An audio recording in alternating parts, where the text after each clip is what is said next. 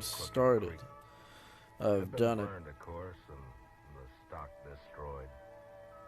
Half a dozen men of the cavalry patrol were standing on all-night watch while their Indian scout Bill slept peacefully. Shit. Oh The boy. lieutenant in charge Oh informed us that boy. the man and the woman had both died soon after he dispatched his messenger to Fort Dodge. But Doc wanted to have a look at him anyway, so Major Evans and Chester and I went to the fire, had a cup of coffee.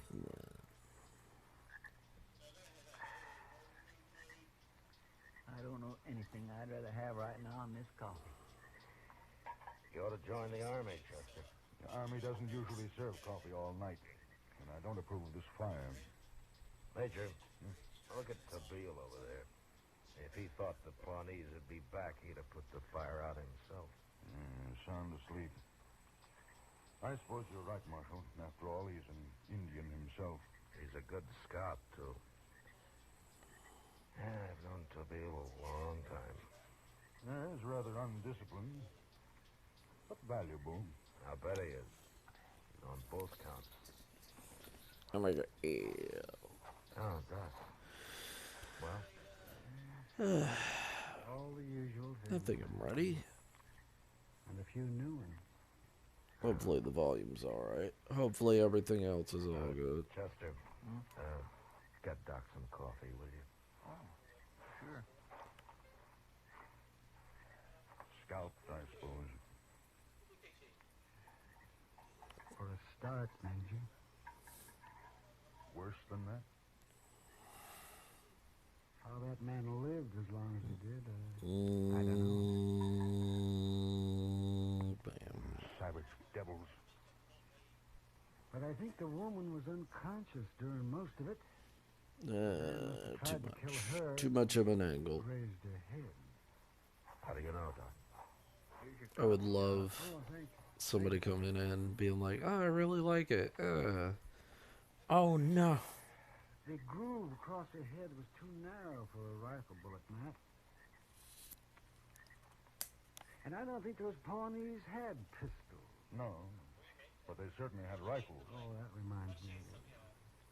I dug a bullet out of the man, Matt. Oh.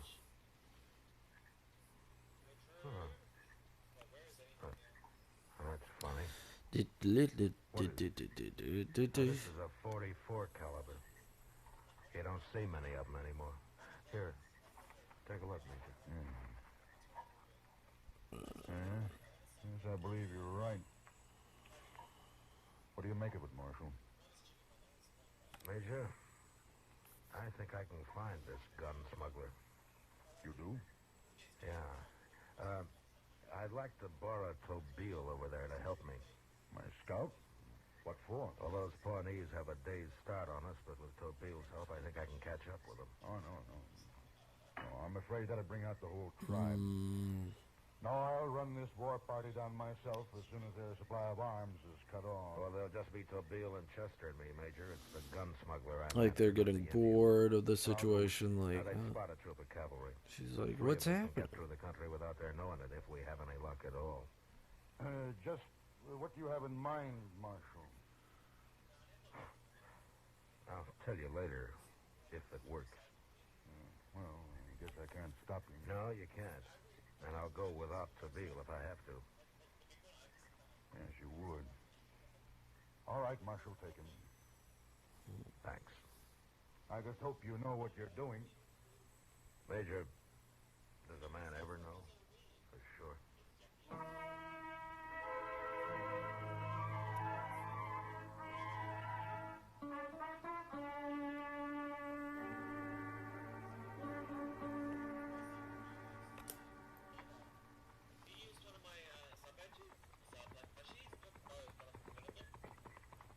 Pawnee ride slow. They no think we follow. Well, I just hope they don't find out, Tabeel. Plug up the Bad yes. they find out. Plug up Maybe 30 this. My Pawnees celly war party. phone. They My kill us celly very phone. easy. My celly phone. We better breathe our horses a little. I also need to stop do. here. I also need to do a 20-minute sketch as well.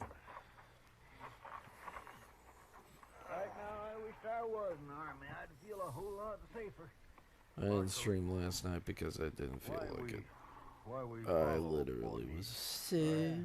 I was not feeling good at all. I was very much feeling Well, I'll tell you. sick.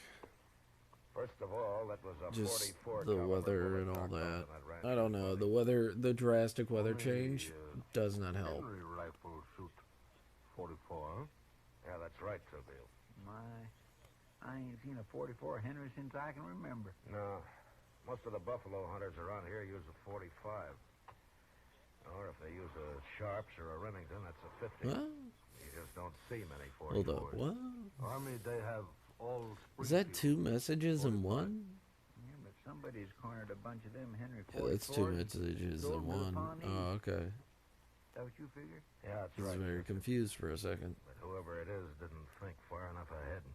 J-fish? Well, he sold his Nothing rifles, but a all right, but his J-fish. customers are going to have to come back to him for ammunition. Heart. They can't get it anyplace else. And the market's all his. Heart made some art. Sounds to me like he's created a pretty good business. Heart makes art. Not too good. Now those Pawnees will be Pop looking on for Heart. him. And him alone. Marshal right. Most Indian only need rifles. Steel ammunition all over. One place, other place. 40, no fine 44 bullet, no place. So they'll go back And to then this I can man. pull this up. They have to find him. And if we can keep on their trail Move long this enough, over we'll here. eventually find him too. 34 knee on Warpath, all armed with good rifles. Maybe find us before we find them. Yeah. I guess it could work both ways. Well, nobody's gonna find anybody if we sit here. All right, let's get moving.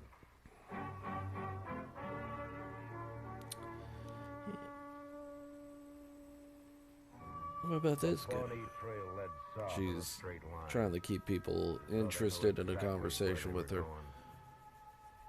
We followed them for 2 days.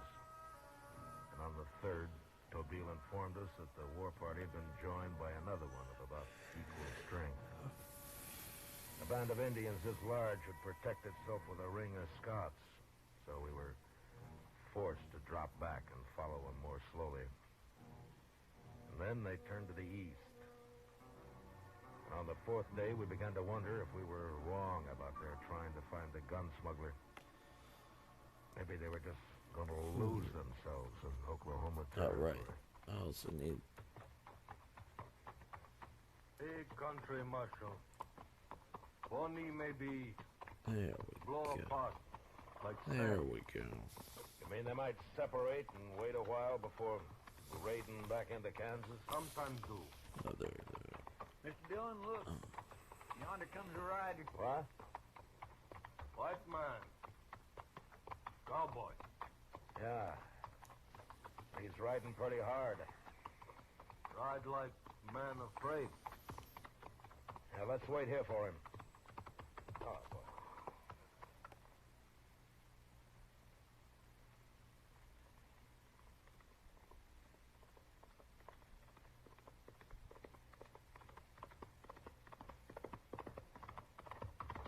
Hello.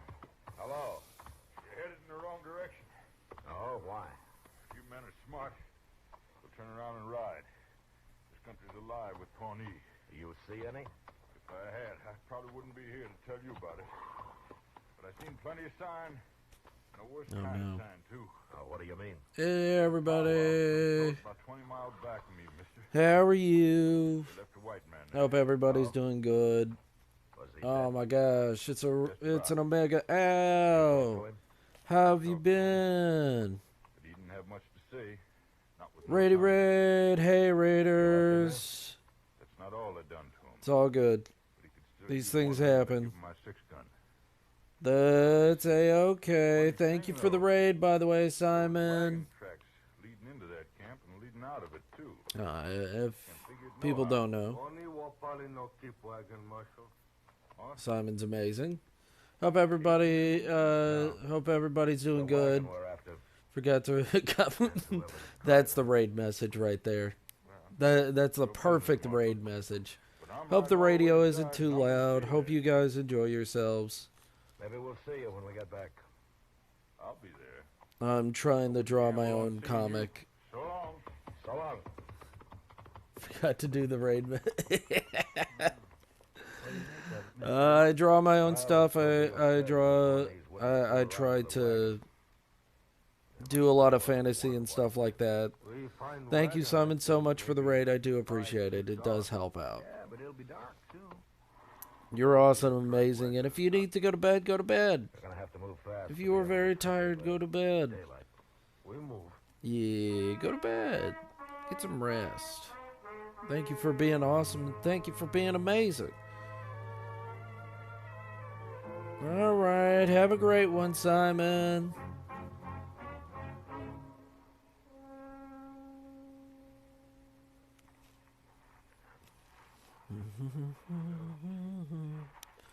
I'll try. Yeah,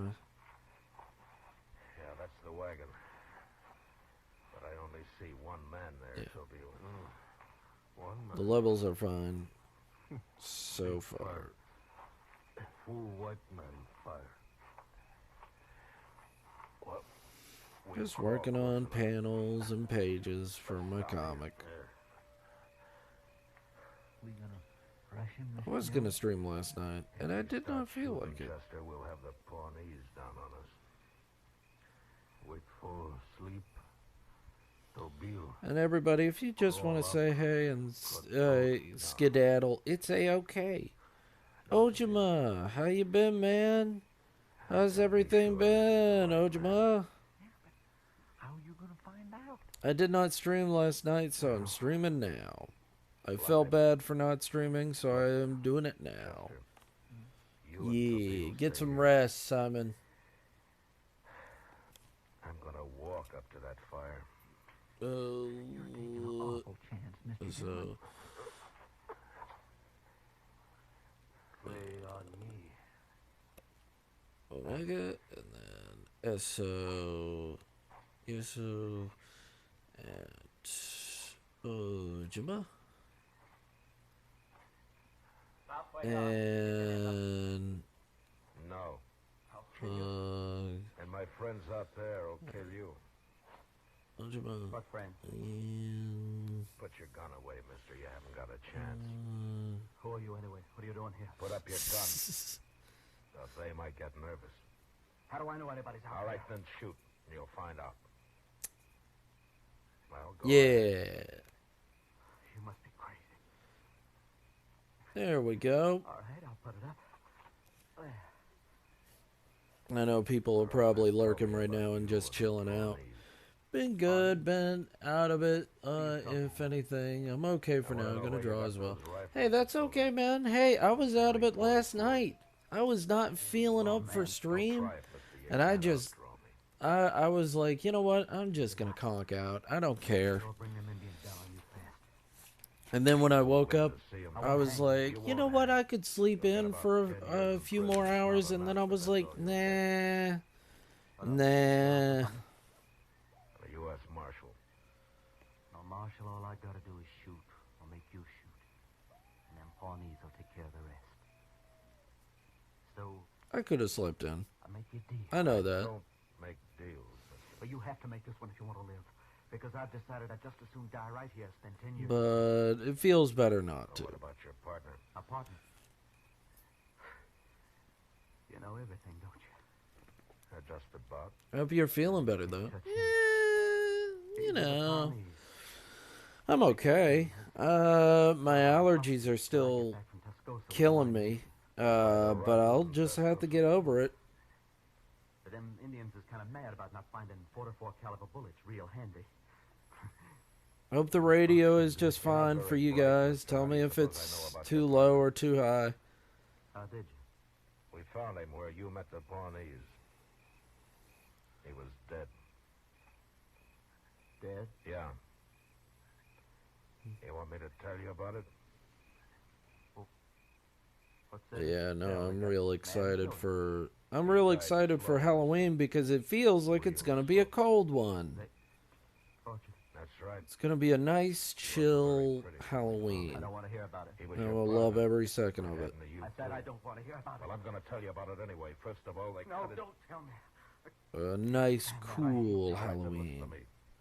If you start shooting, I'm not going to kill you, or neither are my friends. But the Pawnees will come, and they'll think you tried to fool them. They'll do worse things to you than they did to him. I couldn't go through that. We'll see what they do. All right, give me your gun. Come on. Take it. I don't care what happens, long as they don't get me. All right. Now go get your horse, mister. And hurry. But yeah, None of us will get out of here. if you guys wanted, I could do that 20-minute sketch. It's up to you guys.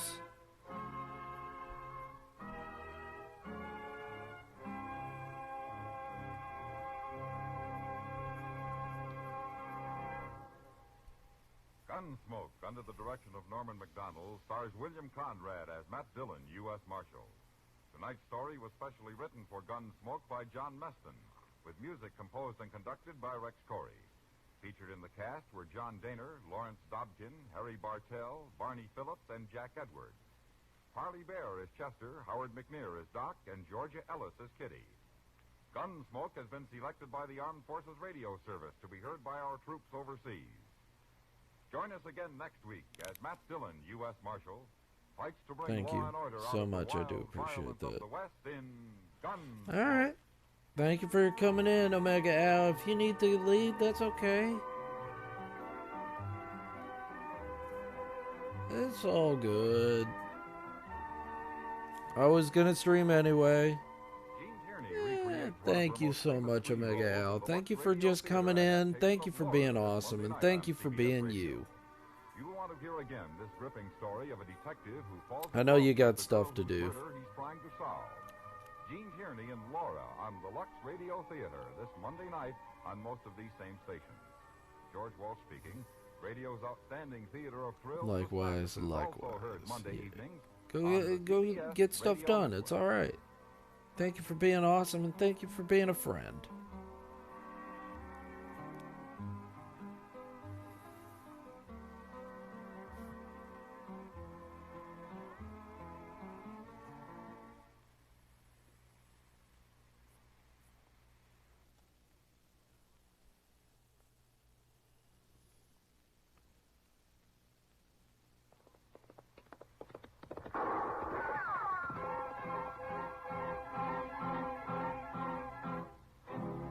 Around Dodge City and in the territory on West, there's just one way to handle the killers and the spoilers, and that's with a U.S. Marshal and the smell of gun smoke.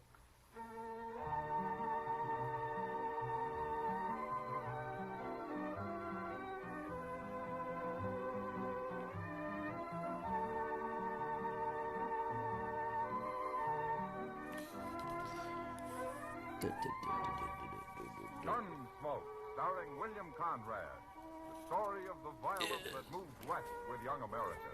The story of a man who moved with it. Matt Dillon, United States Marshal.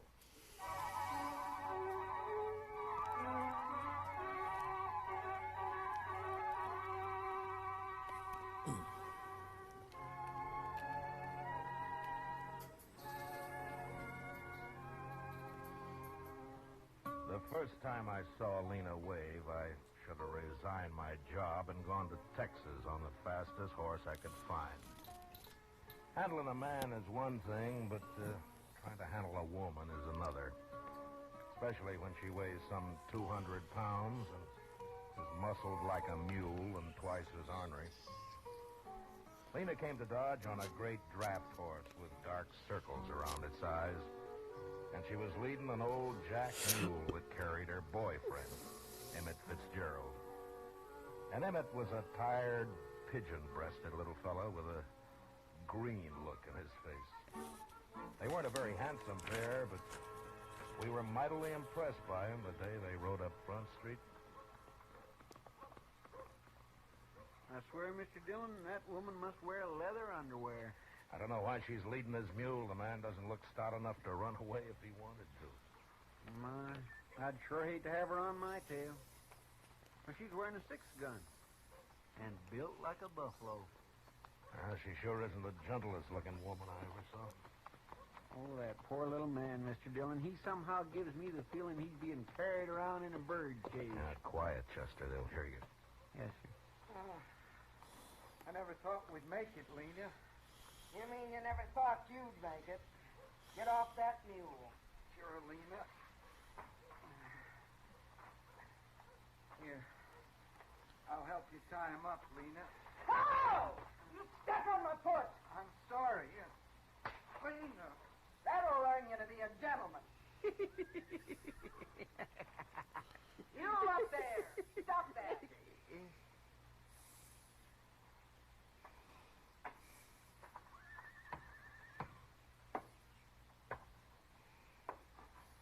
Who you laughing at? Why, nobody, ma'am. That's good. 'Cause if I got the notion you was laughing at me or my man, I'd open you up. Oh, no. Oh, mine, no. No, it was just something funny I heard the other day from a fella. What? What? What'd you hear that was so funny? Well, I was sitting there and he come around and Think hard, mister. You remember, Mr. Dillon, you tell her, please. Dillon? Why, you must be the marshal here. That's right, ma'am. Well, now, Marshal, I'm proud to know you. My name's Lena Wave. Shake! Well, how do you do? Over here, Emmett. Sure, Lena.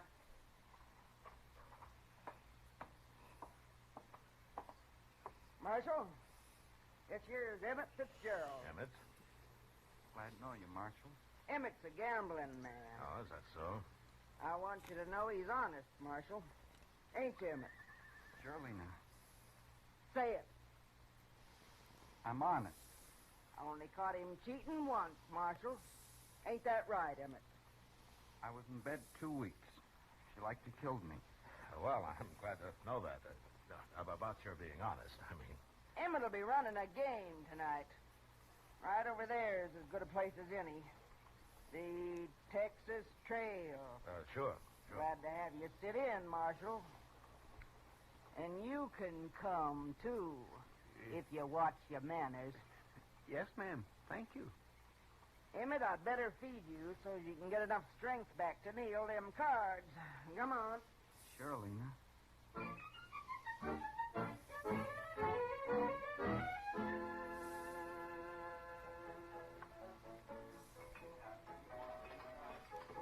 Jess has been in that game over there for 2 hours, Matt. He must be losing. Well, he usually does, Kitty. How anybody could concentrate with Lena hulking around, I don't know. She does keep an eye on things, doesn't she? You know, Matt, I feel kind of sorry for her. Oh, she can take care of herself. Oh, isn't that? Being so big and not very pretty. After all, she is a woman. That's not too easy to tell, Kitty. You think she's in love with Emmett? Well, now, Kitty, I tell you, I haven't worked that out yet. I'm sure been studying on it, though. Matt. Every woman needs a man of some kind. She's got one. Yeah. I feel sorry for him, too. Oh, Lena will take care of him. I know. But I'll bet he'd like to take care of Lena just once. After all, he's human. I tell you, that is not my hand. I had 3 aces. You accuse Emmett of cheating, and I'll shoot you dead. Excuse me, Kitty. I better go fish Chester out of that. That Emmett was dealing, wasn't he? I'll blow a hole in you, mister. Right now. All right, hold it, Lena. She's about to shoot me, Mr. Dillon. You bet I am. Lena, I don't know what it's like where you came from, but you shoot anybody around here and you're going to go to jail. You'd put a woman in jail? For shooting, I would. For fighting? What? This is what? When I hear he can put you in jail for that, too, now. Now, here. The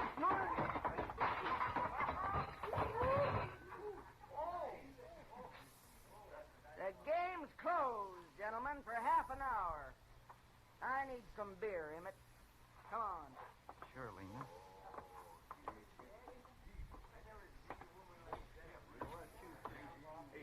I don't care what this thing is. fair. Here, man. Chester. Let me help you Oh. out. Come Oh. on. There. Well, are you all right? Why didn't you stop her, Mr. Dillon? She might have killed me. Well, I don't know, Chester. I never fought with a woman. Well, I have, and I don't want no more of it. Well, you can't hit her. What can you do with her? Leave her alone. That's what I'm going to do. You know, Chester, Lena could get to be quite a problem. Well, she ain't going to be my problem. I'm getting out of here.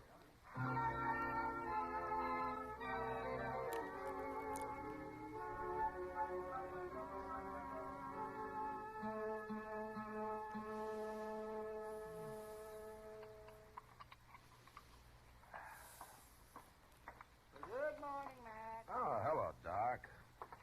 Hey, you gonna have some breakfast? Oh, no, I've already eaten. We'll have some coffee, though. Oh, good. They had me up real early this morning. No? Who did? A couple of men Lena Wave got mad at. Huh? She used a bottle on them. Oh, were they hurt bad? Oh, she blooded them up some. It wasn't real serious, though. All they did was try to protect themselves. After all, what man's going to fight a woman? Yeah, that's true. But one of these days, some drunk's not gonna realize she is a woman, and he'll shoot her. You wonder if it hasn't happened already? Oh, say, I hear Chester caught it all right when he accused Emmett of trying to cheat him. Well, he found out later that wasn't true, Doc. The other boys were just playing a joke on him. They switched his cards while he was under the table looking for some chips that he'd dropped. If you ask me, a man that'll leave his hand while he crawls around on the floor deserves anything that happens to him. Well, just about everything did. Mr. Dillon? Oh, here he is. He'll tell you. Mr. Dillon?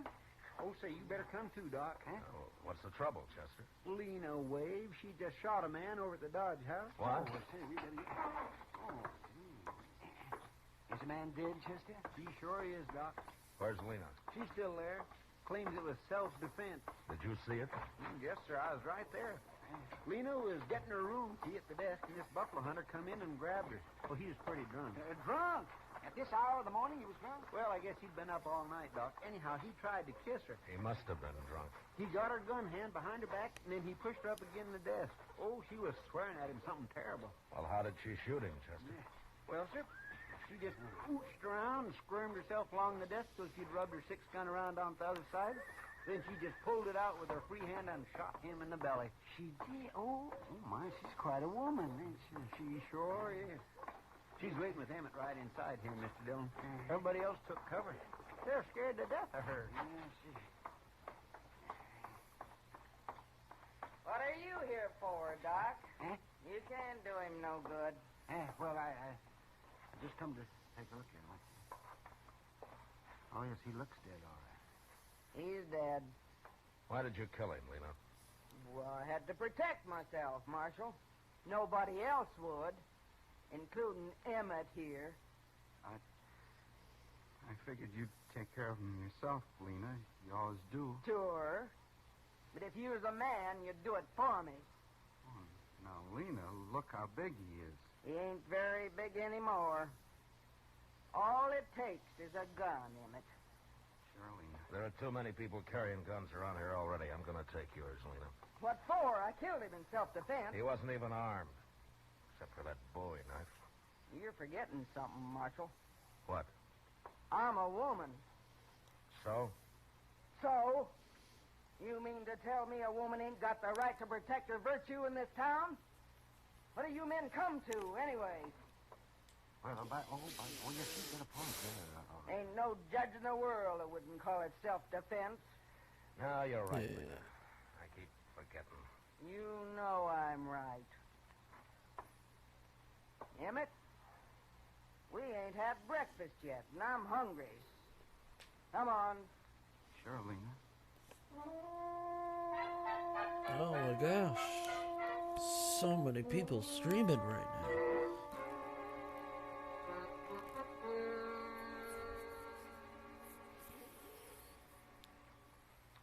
You know, I've been thinking, Mr. Dillon. Oh, what about Chester? Well, old Lena could have let that fella kiss her this morning. Just a little peck, anyway. And she wouldn't have had to shoot him. Yeah, she could have. didn't. I declare. She's enough to curdle cream. Well, I hope everybody leaves her alone from now on. Marshal Dillon, Yeah. I'm Nate Bannister. Well, I'm glad to know you. You won't be, if what I hear is true. Oh? Jim Henry was my friend, Marshal. Is that so? Nobody's gonna shoot a friend of mine and get by with it. Not even a woman. He was drunk, Nate, and he was treating her bad. There's no call to kill him. In this country, a woman's free to protect herself any way she can. Yeah. That's what everybody I've talked to say. Well, Don't sit with me. You gonna arrest her? no. Okay, then. Now, wait a minute. What? Where you going? I'm Marshal. I'm going to kill me a woman.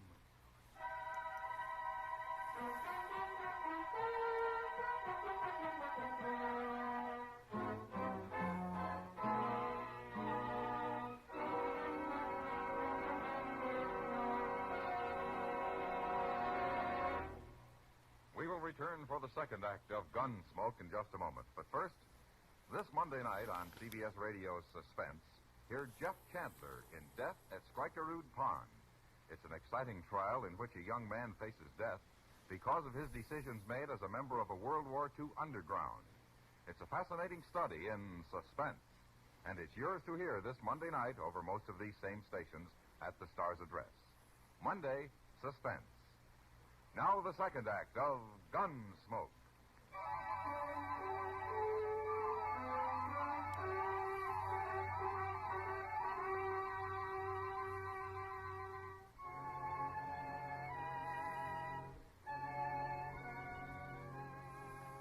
Nate Bannister was obviously a buffalo hunter, same as his friend who had been shot that morning.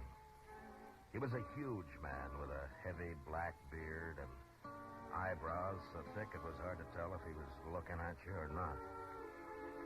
I watched him as he stood in the doorway, having just Not said really that he was exciting, going is to it? kill Lena Wave.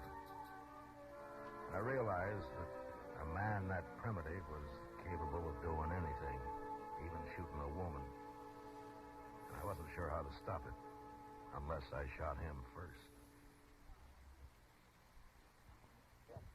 The way I was brought up, Marshal, that's what friends is for. If somebody kill you, then they gotta kill them. You do any killing around here, Nate, and you'll be tried for it.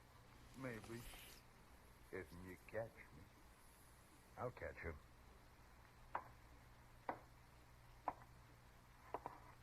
Why you gotta protect women, Marshal? Just 'cause they're so weak and puny? Is that Nate Bannister? Huh? You heard me. Why? Yes, ma'am.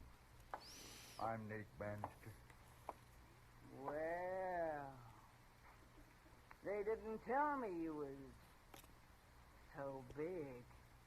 Who didn't tell you? How'd you know my name? We've been spreading it around that if the marshal don't arrest me, you'll shoot me. That's true. Are you Lena Wade? I am.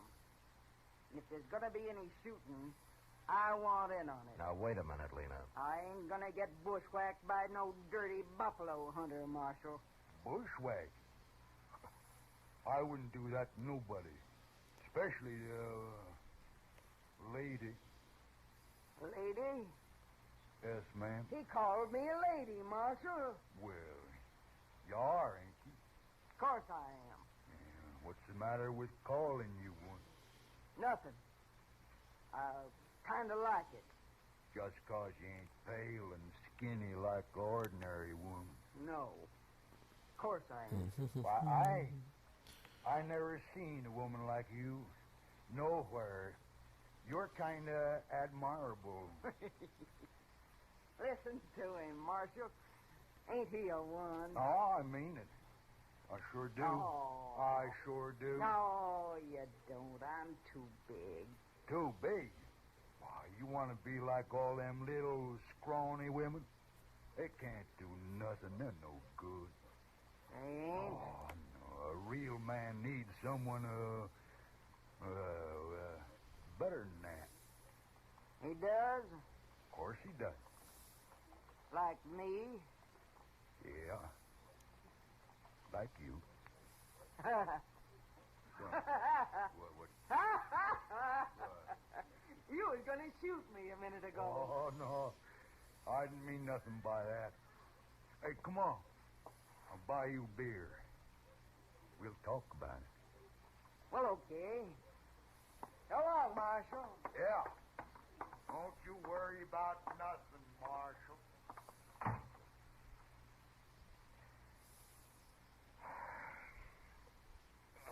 Chester?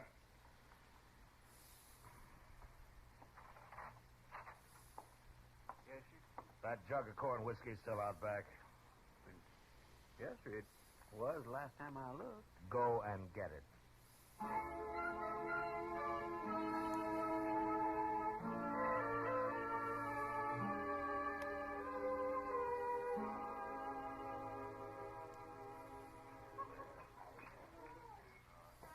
Those two make quite a couple, Matt. Look at them. They've been sitting there most all day. Yeah, pretty shaggy pair of lovebirds, if you ask me. How's Emmett taking all this? Well, he didn't find him till a couple of hours ago. No, what happened? Oh, where is he? Nate ran him off. He probably had done more, but Lena wouldn't let him. You know, Matt, I think underneath she's real fond of that little Emmett. Yeah? She's got a strange way of showing it. Women do sometimes. Well, it doesn't matter as long as she keeps out of trouble. She leads quite a life, doesn't she? Shoots the man in the morning and falls for his best friend in the afternoon. She might have shot both of them if Nate hadn't started sweet-talking her. Well, he made her feel like a woman, that's what. Oh, sure. Nothing wrong with that, is there? It probably saved his life. All right, mister. You get away from her. What's the matter? It's Emmett. Yeah. You heard me.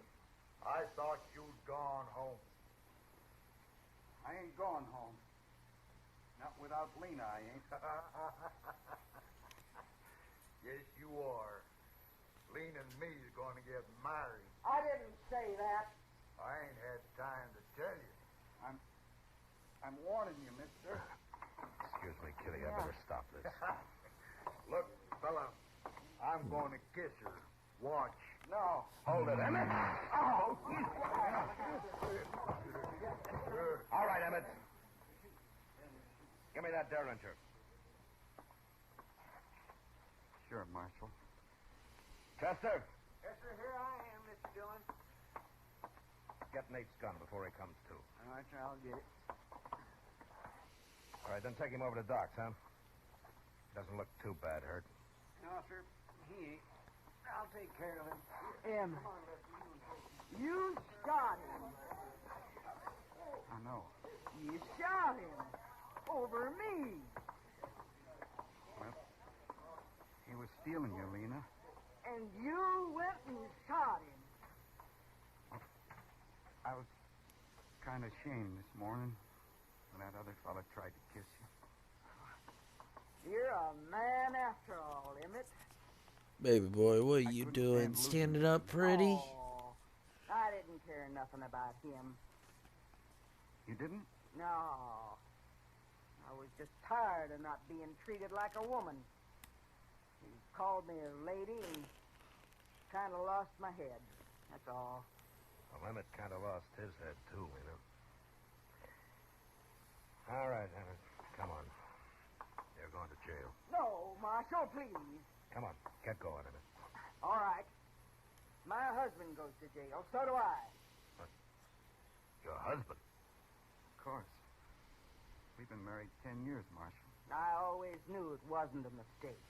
Well, he's still going to jail. Please, Marshal, don't take him. Of course I'll take him. He just shot a man, didn't he? He was only protecting his lawful wedded wife. You gotta let me go. Put the I can rabbit. leave him now. Been waiting 10 years for him to treat He's me just like a baby bunny. Oh, please, Marshal. Look, Lena, there's been nothing but trouble since you hit Dodge. Please, Marshal. When Nate gets patched up, he'll be gunning for Emmett here. Emmett'll kill him next time. All right, Lena. Look, I'll tell you what I'll do.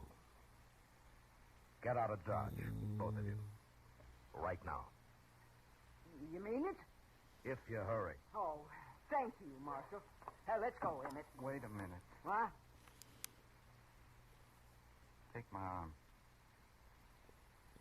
All right. Now, Lena. Come on. Sure, Emmett. Sure.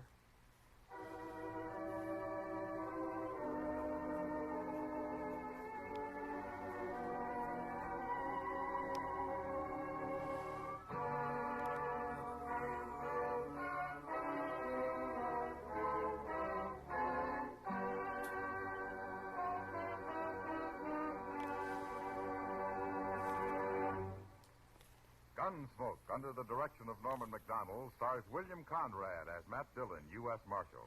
Tonight's story was specially written for Gunsmoke by John Meston, with music composed and conducted by Rex Corey. Featured in the cast were Virginia Gregg with Vic Perrin and John Daner. Parley Bear is Chester, Howard McNear is Doc, and Georgia Ellis is Kitty. Gunsmoke has been selected by the Armed Forces Radio Service to be heard by our troops overseas. Join us again next week as Matt Dillon, U.S. Marshal, fights to bring law and order out of the wild violence of the West in Gunsmoke.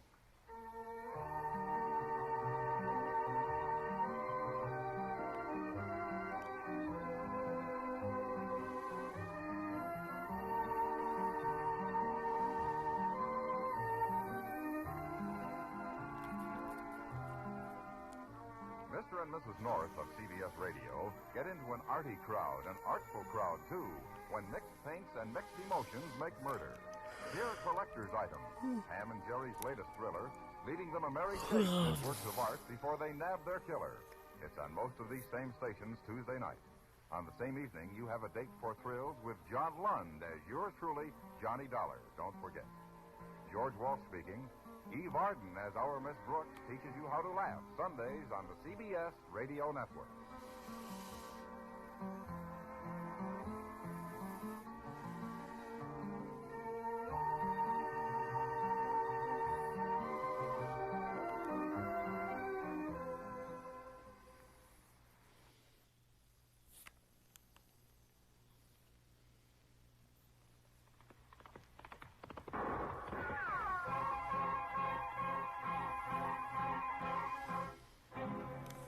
Dodge City and in the territory on West, there's just one way to handle the killers and the spoilers, and that's with a U.S. Mess. Gunsmoke. Hey, how you been, Mess?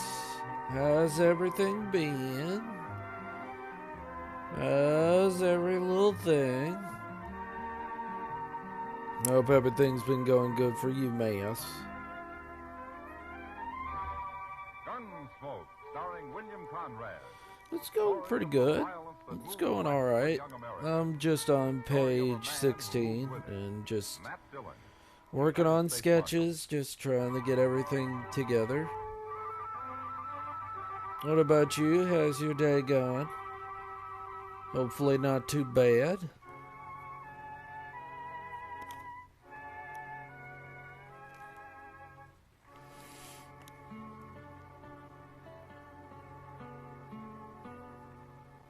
Just working on my stuff.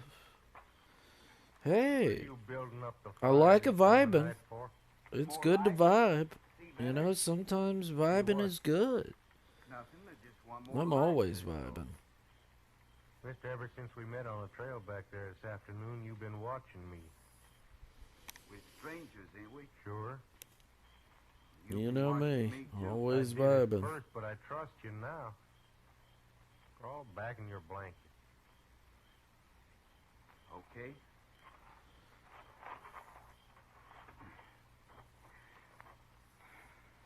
Well, that's better. You going to sleep? I'd like to watch the stars a little while first. Ain't no stars by me. I can see 'em over your shoulder there. Laying on my back gives me the ache. Gives me the ache, too. We've got a lot in common, mister. Yeah? You never told me what name you go by. You never told me neither. Doggone if you ain't the most suspicious man I ever run into. I'm still alive. You ought to quit worrying so much. You get old before your time. He's got a Well, nice talk puffy to you, coat worry. on. Who's your pa? He's dead. It's okay when you have a puffy coat. Died worrying, probably. No. No, he died of the milk sickness. He's a good man, though. Ain't any good, man. He was. Why? What he believed in. What did he believe in? Well, he always said he believed in foot washing, saving your seed potatoes, and paying your honest debt. Your pa was crazy. But I'm glad you've been vibing. I'm glad you've been chilling out. Bugs out this blanket. I'm glad you came in even for a minute, man. Thank you for being awesome, and thank you for being incredible.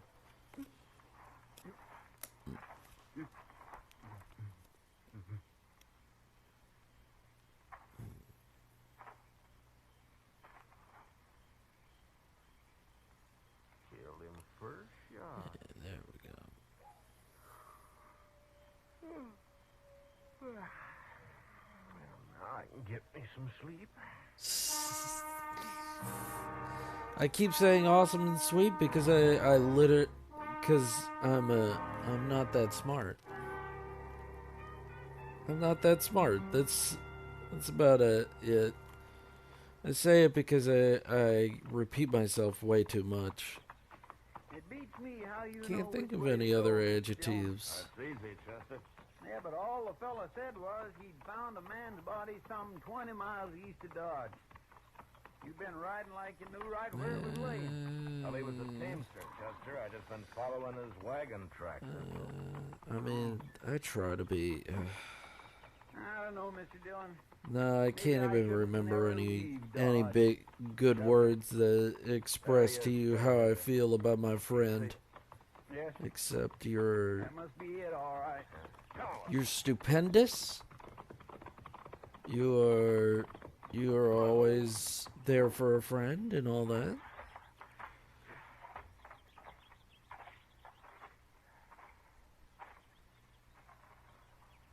Well, look at there. He's still in his blanket. Yeah.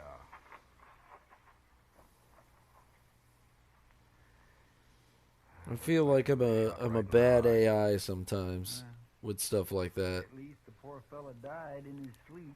Well, he must have come half awake. His hands on his gun. He never got it out, though. Somebody sure jumped him fast. Say, maybe it was Indians. No. Now his hair's still on. And besides, somebody was sleeping over here.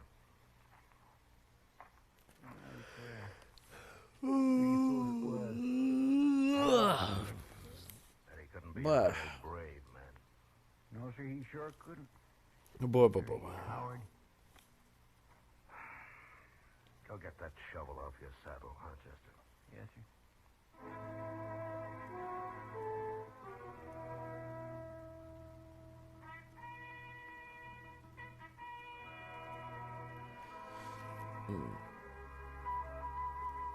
Not really exciting, is it?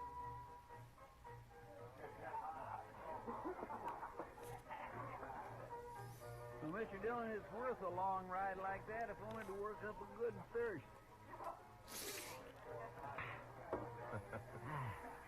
I've seen you work up a good thirst just sitting around, Chester. Yes, sir. I'm just lucky, I guess. Well, I never heard it called that before. Give me a glass of beer, But barkeep. it's all good. It's a-okay. Just chilling out here and enjoying drawing and stuff like that. Drink it when I want it. I don't believe you do. Drink some now. I ain't bothering you. Can't a man come in here and have what he wants? Cowboy, ain't you? What's wrong with being a cowboy? Nothing. Only I always thought it took a man to be a cowboy. You trying to start trouble, mister? I listened to him. What's so funny about that? I killed a man once for telling me not to laugh. I telling you nothing? Mister, I think you're a coward. You got a gun in your belt. Go ahead, use it. What for? So you can kill me and call it self-defense? All right, that's enough. Leave him alone. What are you mixing this for? I don't like gunfighting around here. You don't like it. I'm a U.S. Marshal.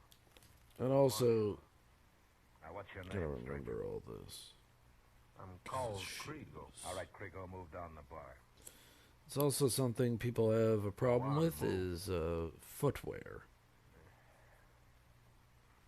When you're drawing, you gotta watch out for your footwear.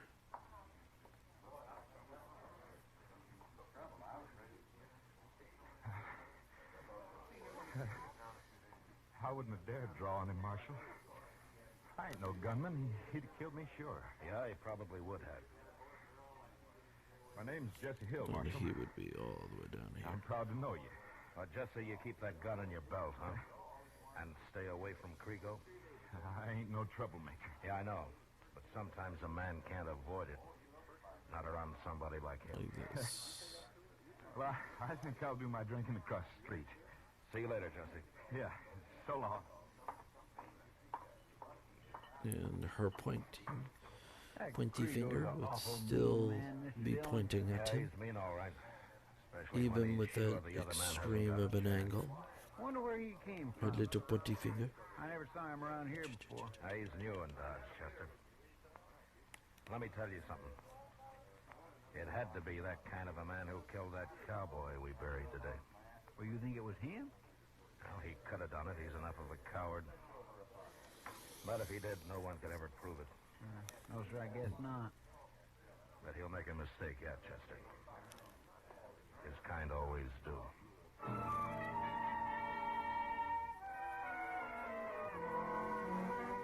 But you're right, Mass. I shouldn't put myself down.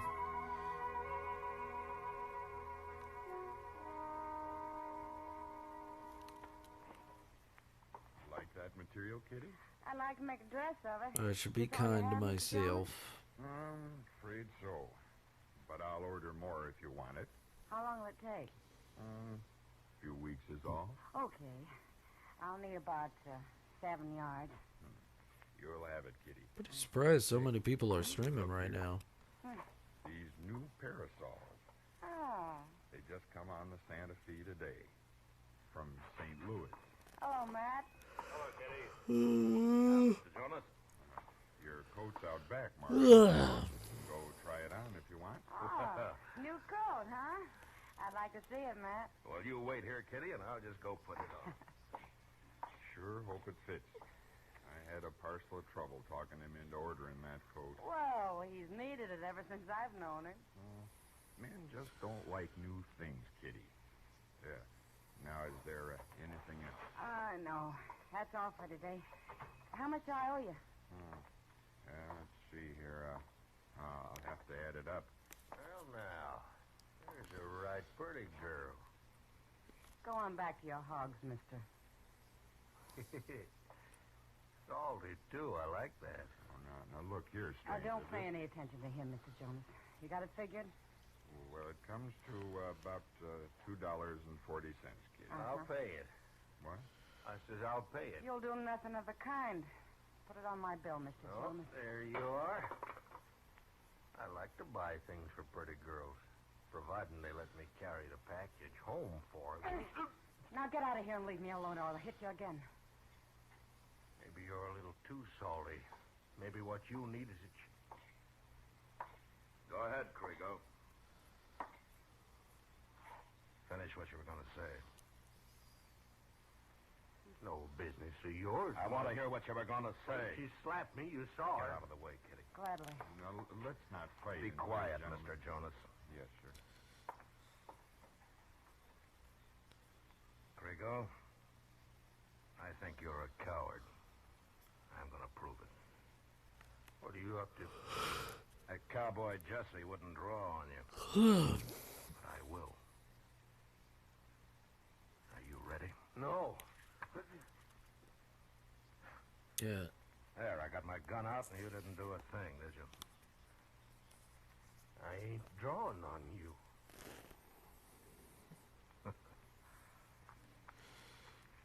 All right, now get out of here, Kriego. And if I ever see you anywhere near Miss Kitty again, I'm gonna break your neck. Now go on, get out.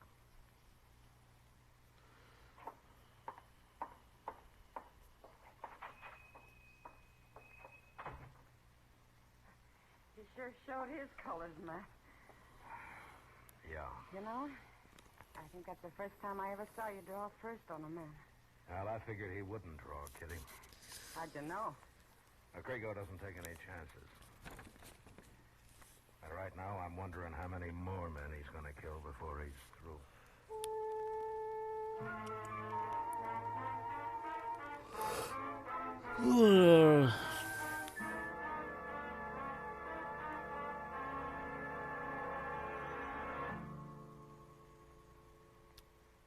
We will return for the second act of Gunsmoke in just a moment. But first, the crusade for freedom is a crusade for your freedom and mine.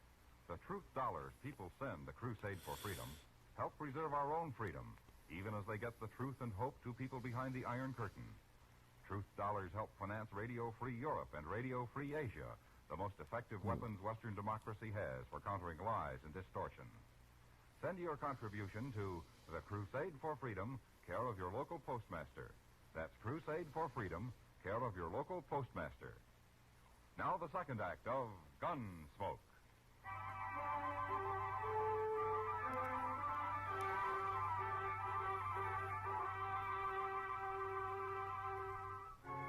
He's been that way ever since he got here. Been so sad and stuff.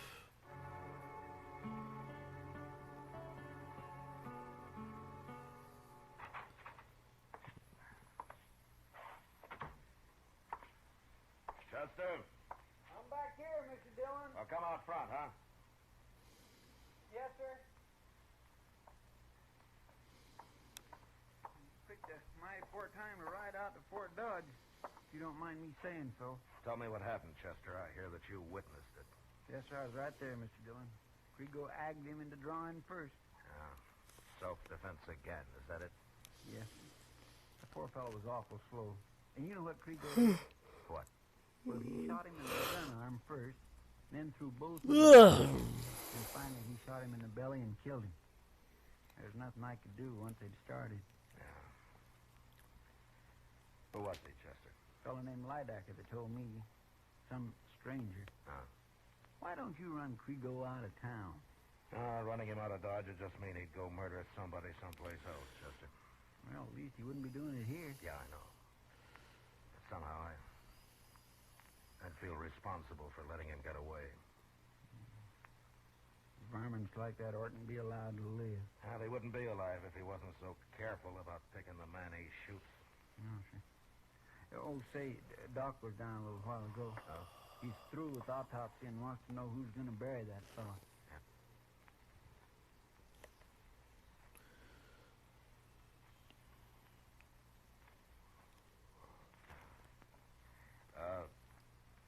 Did he have any friends? Yes, sir. That cowboy Kriego tried to fight Jesse Hill. Oh. I think he was a friend of his.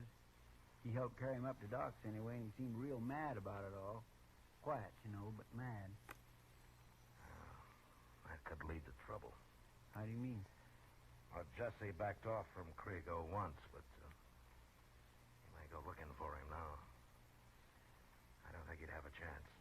And we'd sure better find him, Mr. Dillon. Yeah, Chester, we better. Come on.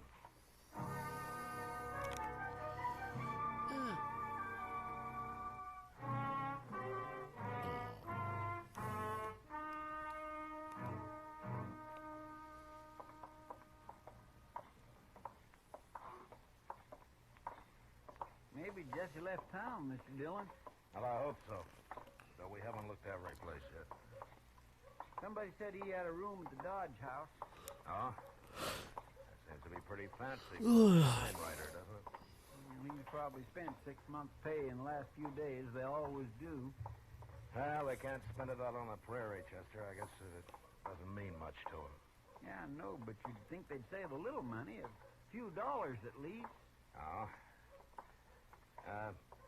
Tell me something, Chester. Hmm? When were you at the bank last? Well, I keep my money in my sock, Mr. Dillon. It's safer. Oh, maybe, yeah. Isn't that kind of tough on the merchants when you go to spend it, though? Well, nobody ain't turned it down yet. Money's money. Wait a minute. There's Jesse across the plaza there. Yeah, and that's Krigo he's talking to. Come on. Hey, it looks like they're having an argument, Mr. Dillon. Yeah. You gonna stop it? Well, if I can. Krigo!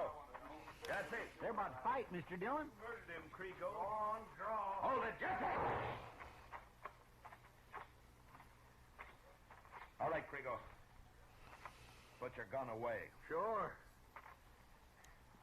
He tried to shoot me, Marshal. You saw him. He's dead, Mr. Dillon. Well, that was pretty easy for you. Wasn't it, Krigo? He shouldn't have tried it, Marshal. I told him not to. You're lying.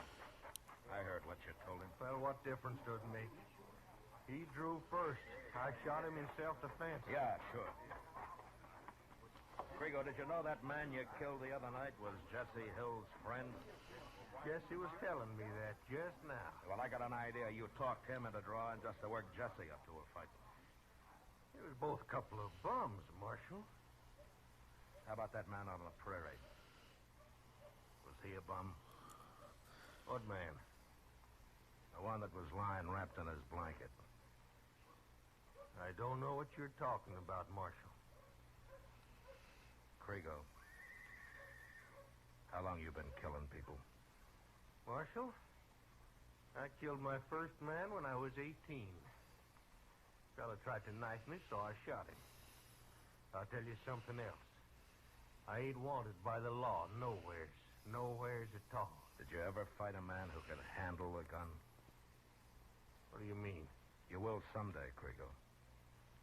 You'll make a mistake and pick on the wrong man. Will I, Marshal? Oh, I'm going to go and get me a drink. Ain't there nothing you can do about him, Mr. Dillon? Yeah, there's one thing I can do, Chester. That's first we'll get Jesse in. I am hungry.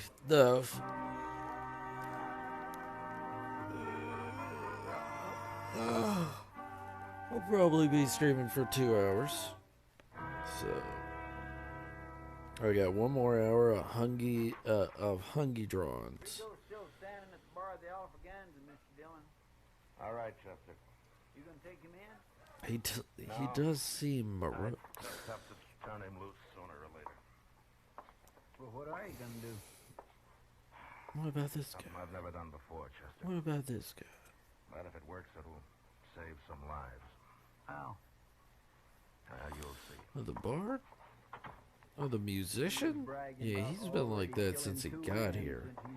He's been a sad sack of shit He's like one of them this hound whole dogs that fucking time. takes the blood in his mouth and sort of goes crazy with it, ain't he? Yeah, that's what he's like. Just a sad pile Here we are. of garbage. Is there anything you want me to do, Mr. Dillon? Yes, there is, Chester. What?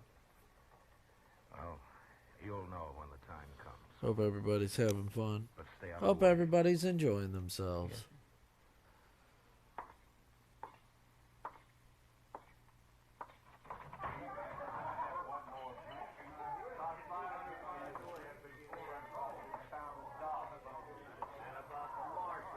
Krigo. Hope everybody's chilling out and enjoying themselves. And if you're not, that's okay. That's alright. And I've decided I'd say okay. I'm not going to be bothered by that. you're not fit to live. You got no call, Marshal. I killed them men in self-defense. Sure. Ain't no court in the world that's innocent. I'm not talking about hanging you. are you talking about? Krigo, I'm going to walk out of here and wait for you in the street. And I'm going to wait 1 minute. And if you're not there in 1 minute, I'm coming back. What for? I'm going to kill you. No. No, I ain't going to fight you. Yes, you are. 1 minute, Krigo.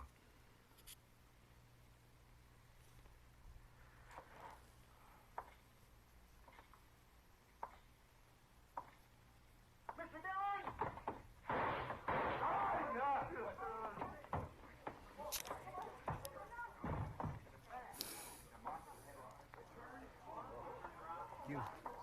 You killed him.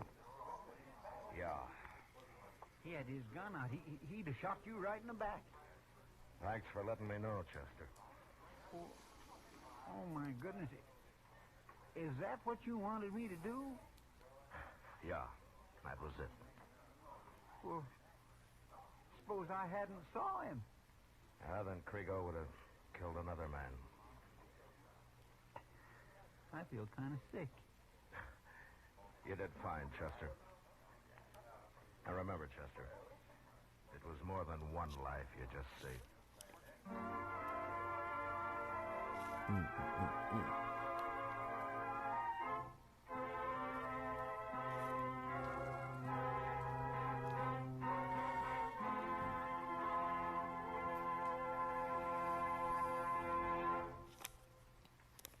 Gunsmoke, under the direction of Norman McDonald, stars William Conrad as Matt Dillon, U.S. Marshal.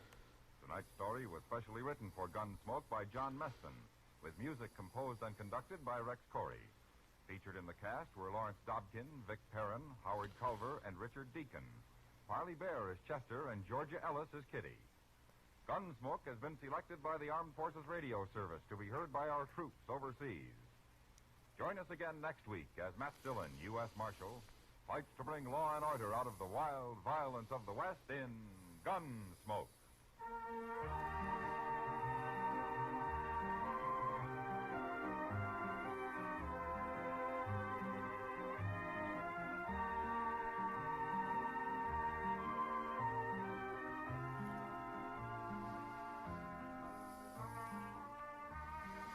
Tomorrow night on most of these stations, observing the end of Amos and Andy's 26th year of entertaining America, Jack Benny, Bing Crosby, Edward R. Murrow, and Lowell Thomas join a distinguished cast in tribute to Freeman Gosden and Charles Correll, the men who are Amos and Andy. Tomorrow evening on CBS Radio, don't miss this star-studded Amos and Andy anniversary show. George Walsh speaking. For mystery mixed with merriment, join Mr. and Mrs. North Tuesday evenings on the CBS Radio Network.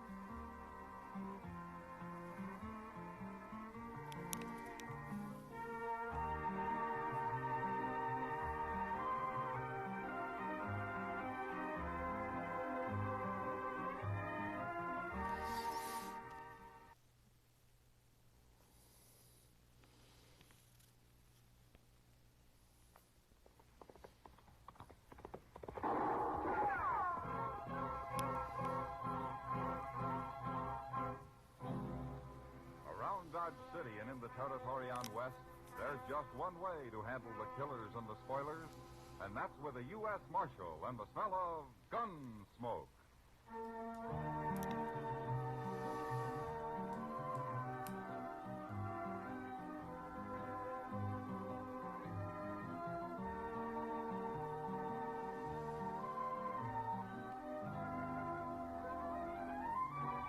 Gunsmoke, starring William Conrad.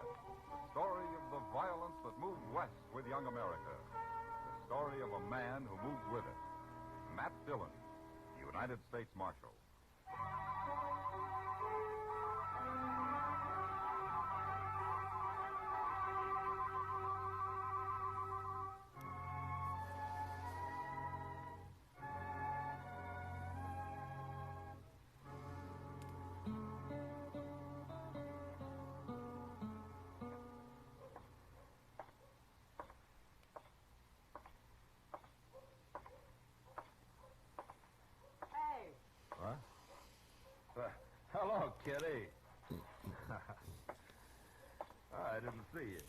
get shot someday walking around in days like that. You'll get sunstroke sitting out here in the heat and the dust. I don't see people in the daylight very often.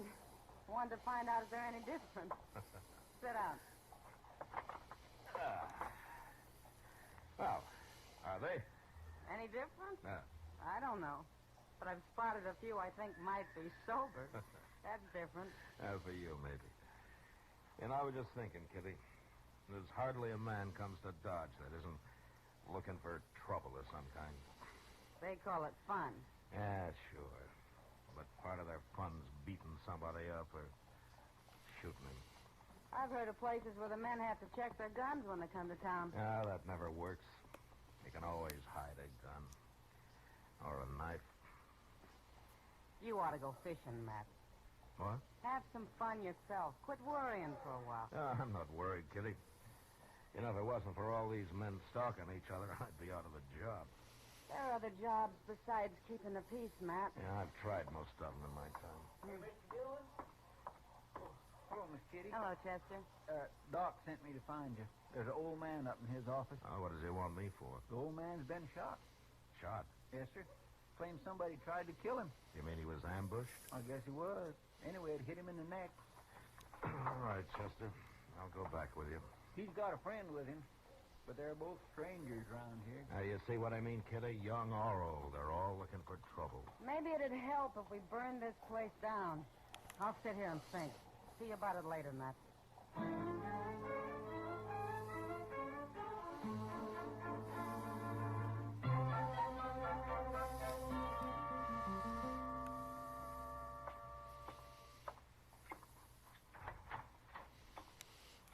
Where's the doc? Somebody come for him. Oh, what do you mean? Somebody come for him. That's what. Said somebody else was sick. You're the man that was shot, huh? We don't need you, Marshal. We'll handle this. What's your name, mister? Peavy. John Peavy. My partner's name's Rives. Milligan Rives, Marshal. You ain't never heard of us. Where are you from? Up north. Sodbusters don't usually wear six guns. What are you doing in Dodge? We quit the land, Marshal. We're going to enjoy ourselves for change. We ain't never going back. Oh? You're a little old to be making a move like that, aren't you? I ain't hardly 60. Neither is Rives. Mm-hmm. Well, it didn't take you long to get into trouble, did it? We ain't in trouble. Maybe you're not Rives, but Peavy here's just been shot. I told you we'd handle this, Marshal. Ain't nobody gonna sneak up on John Peavy and shoot him. I don't care if she is a woman. A woman? What woman? Oh, you always did talk too much, Peavy. You might as well tell him now. I ain't gonna tell him. I'll fix her myself. You'll tell me or I'll throw you in jail till you do. I'm not gonna have any women killed around here. Now, do you understand that? Hey, go on, tell him. There we go. You already started. Yeah. All right. She come up the alley, Marshal. Next to ours. And she shot right through the window. Rives seen her running around the corner after. I'm gonna fix her good. She's been threatening him, Marshal. I hear to do it. Who is this woman? What's her name? She's one of them gals that works at the Texas Trail, Marshal. Name of Kitty.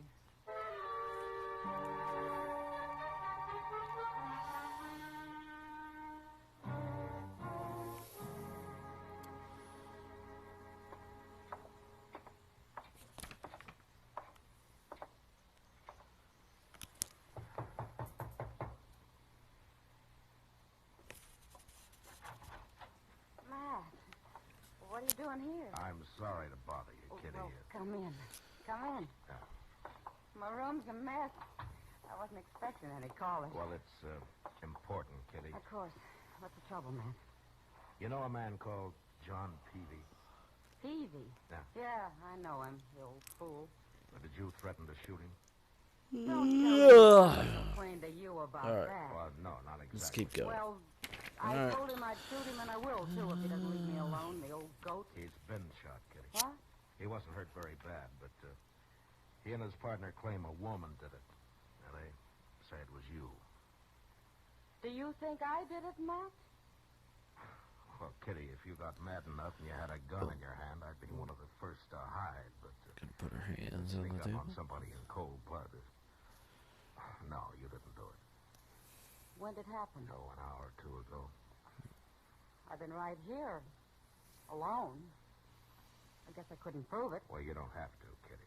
Thanks, Matt. The reason I came was to tell you about it and see if you had any ideas.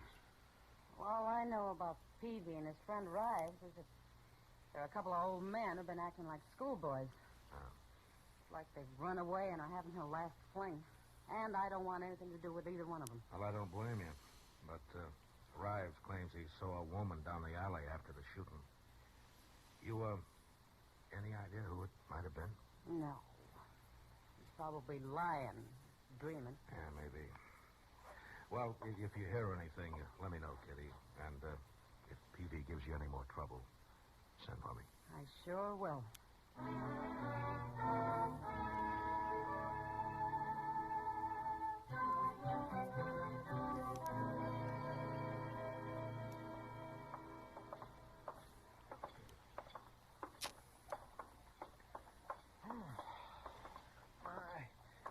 I ain't been up this early in the morning since I can remember, Mr. Dillon. Oh? How about last Sunday, Chester? Last Sunday? Yeah. Oh, well, that's different. That was still Saturday night, sort of.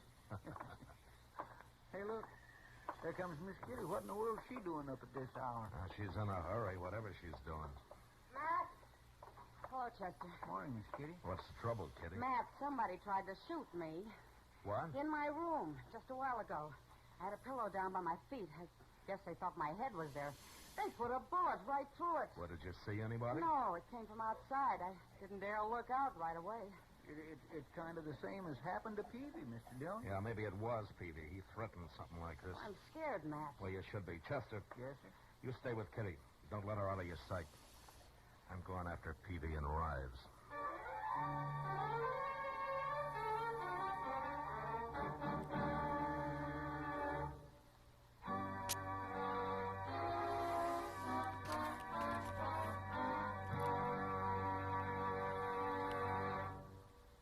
We will return for the second act of Gunsmoke in just a moment. But first, every Tuesday, Pam and Jerry North prove that solving a murder is a family affair.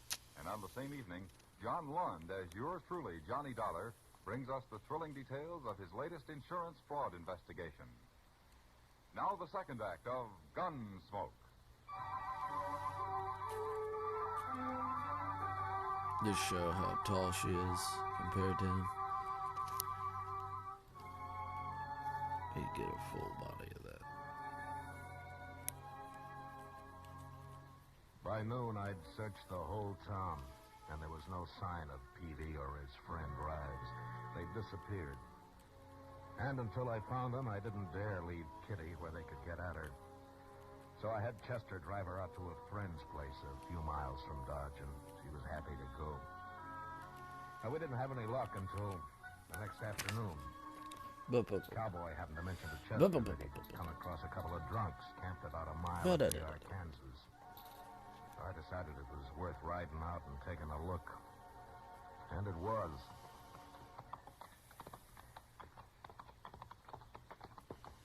It's them, all right. Yeah, and they've seen us. Keep your head up now. You think they'll fight us? You never know.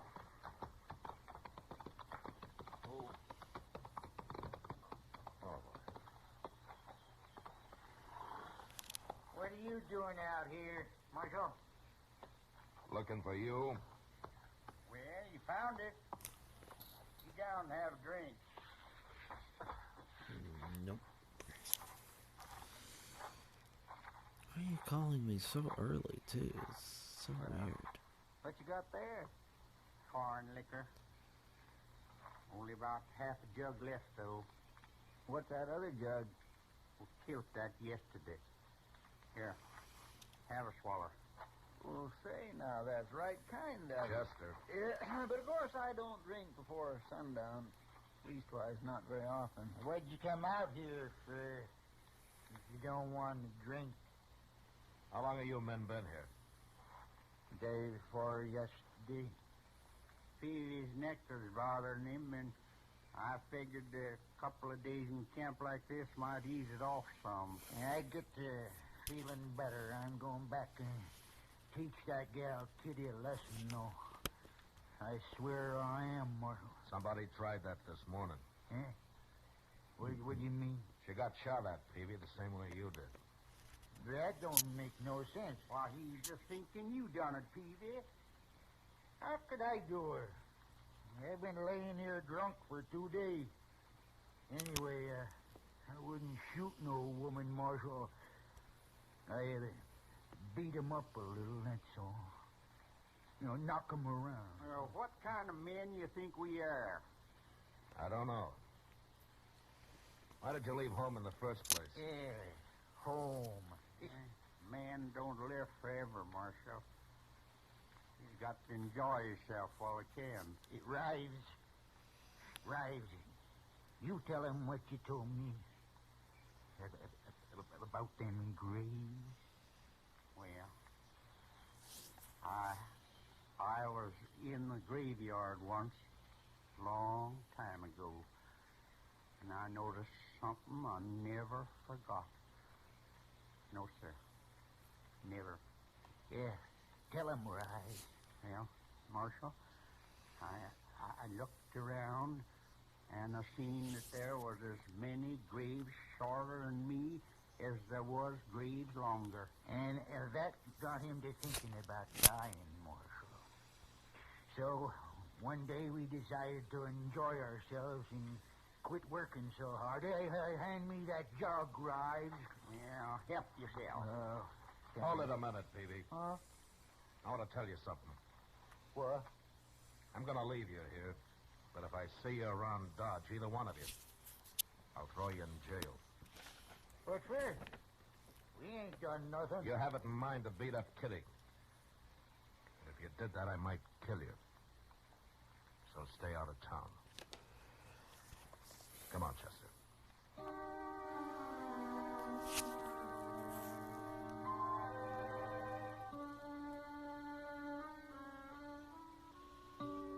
We left them there, passing the jug back and forth across their fire on the riverbank. Talking of death, probably, and of the hard, empty lives that they'd had.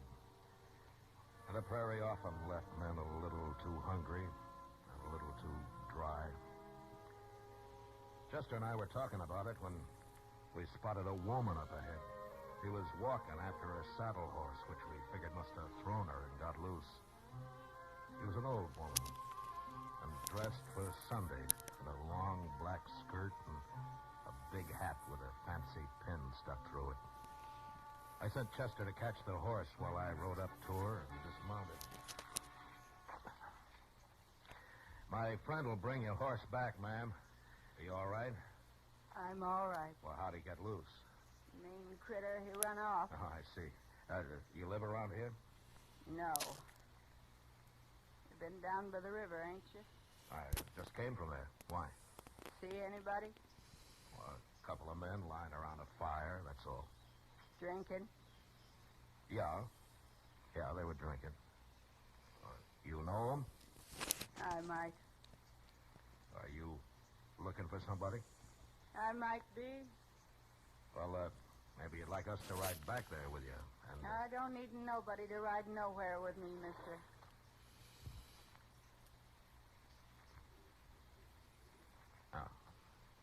Oh, what's your name, ma'am? What's my name?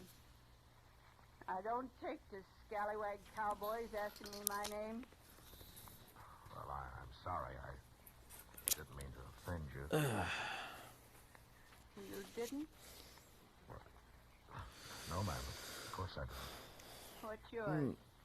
Matt Dillon, ma'am. Dillon. I heard that name somewhere. We won't be introduced proper unless you tell me yours. My name's Sabina Peavy. Ms. Peavy? I've been married 35 years, Dillon. Here he is, Mr. Dillon. Seems gentle enough.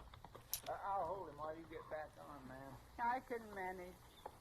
Hey, look what she's got tied to her saddle, Mr. Dillon. One of them old cavalry pistols. Yeah, grab it and put it in your belt, Chester. What? You heard me. Yes, sir. You put that back, you thief. What are you, anyway? Suppose you'll steal my horse next. I'm a U.S. Marshal, Miss Peavy. Everything's going to be all right. A marshal, eh? I want you to come back to Dodge with me. Chester will bring your husband in. Is she Peavy's wife? You can't stop me, Marshal. Chester, go back to that camp and shoot a hole in their jug. And when they're sober enough, bring them to town. And don't say anything about Miss Peavy. Yes, sir, I'll do it. You're going to be all right with me, ma'am. Well, you stole my gun and you're stronger than me. Guess I'll have to go.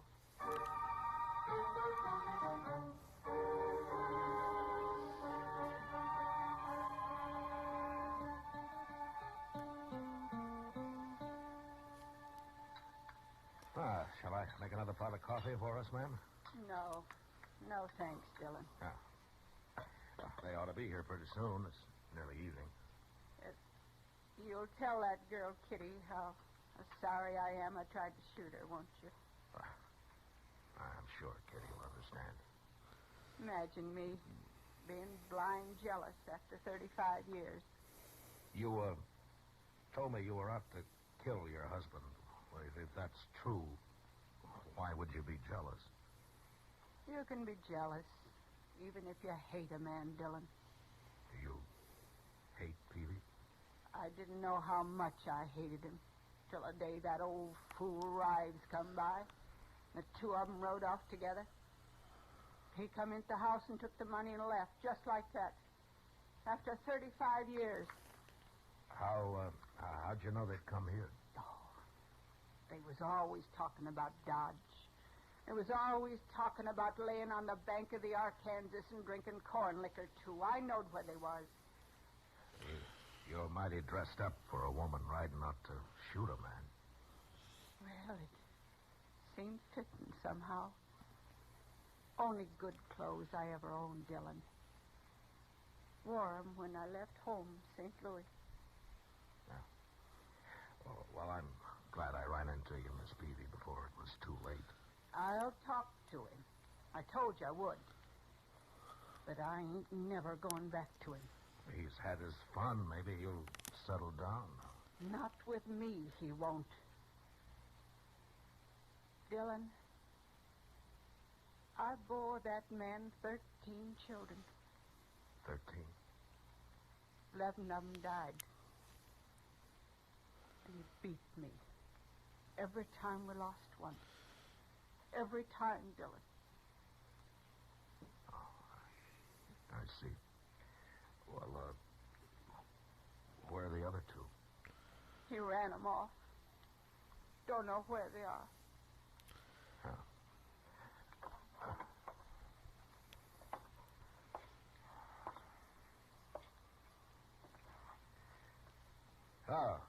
Here comes your husband. Looks like Chester's got him pretty sober. I don't want to talk to him in here in front of everybody. Well, you could go out back there in one of the cells, if you don't mind. What difference it make? My hat on straight, Dillon? Yeah. Yes, ma'am, you look fine, ma'am. I'll wait out back.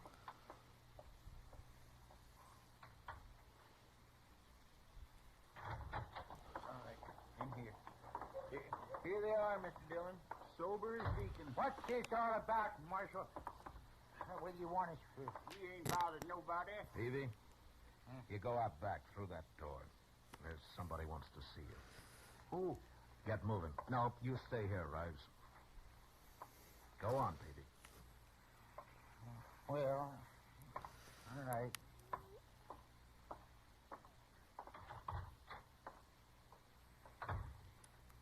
Who's out there, Marshal?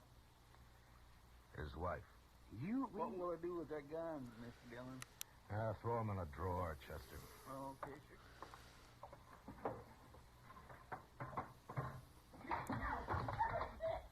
that? He's beating her. Come on.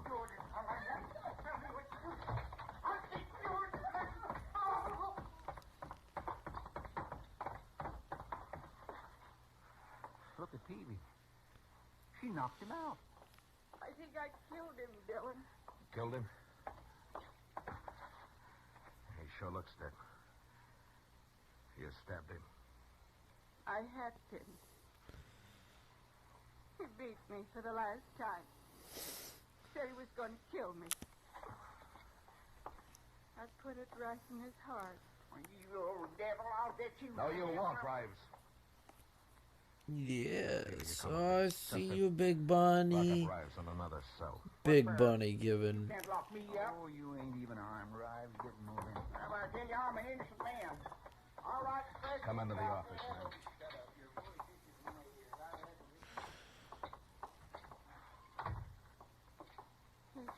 He was going to kill me, Dillon.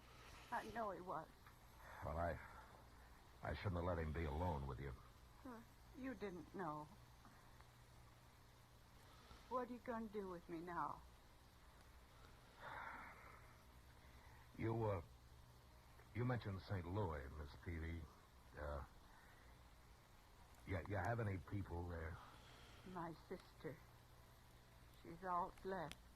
Huh. Well, how'd you like to see her? You ain't holding me? There was self-defense. Then I can go. I'll hold Rives here till you're out of town. Oh, but I can't get to St. Louis. Took all our money when he run off. It's all spent. I know it. Miss Peavy,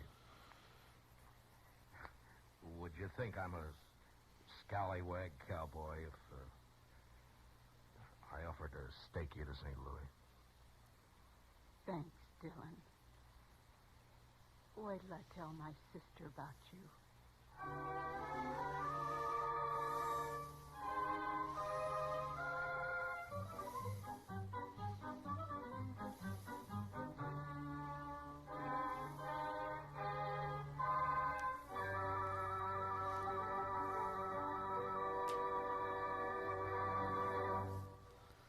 Gunsmoke, under the direction of Norman Macdonald, stars William Conrad as Matt Dillon, U.S. Marshal. Tonight's story was specially written for Gunsmoke by John Meston, with music composed and conducted by Rex Corey. Featured in the cast were John Daner, Ralph Moody, and Helen Tweed. Harley Bear is Chester, and Georgia Ellis is Kitty. Join us again next week as Matt Dillon, U.S. Marshal, fights to bring law and order out of the wild violence of the West in Gunsmoke.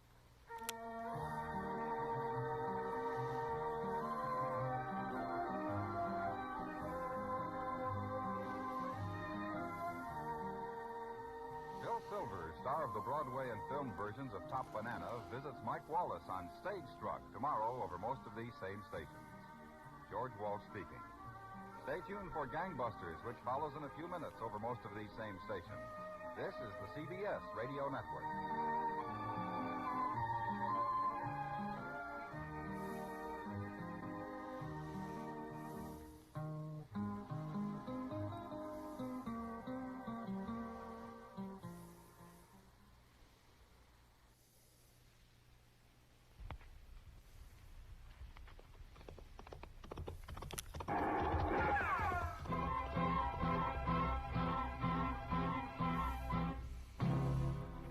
Dodge City and in the territory on West, there's just one way to handle the killers and the spoilers, and that's with a U.S. Marshal and the smell of Gunsmoke.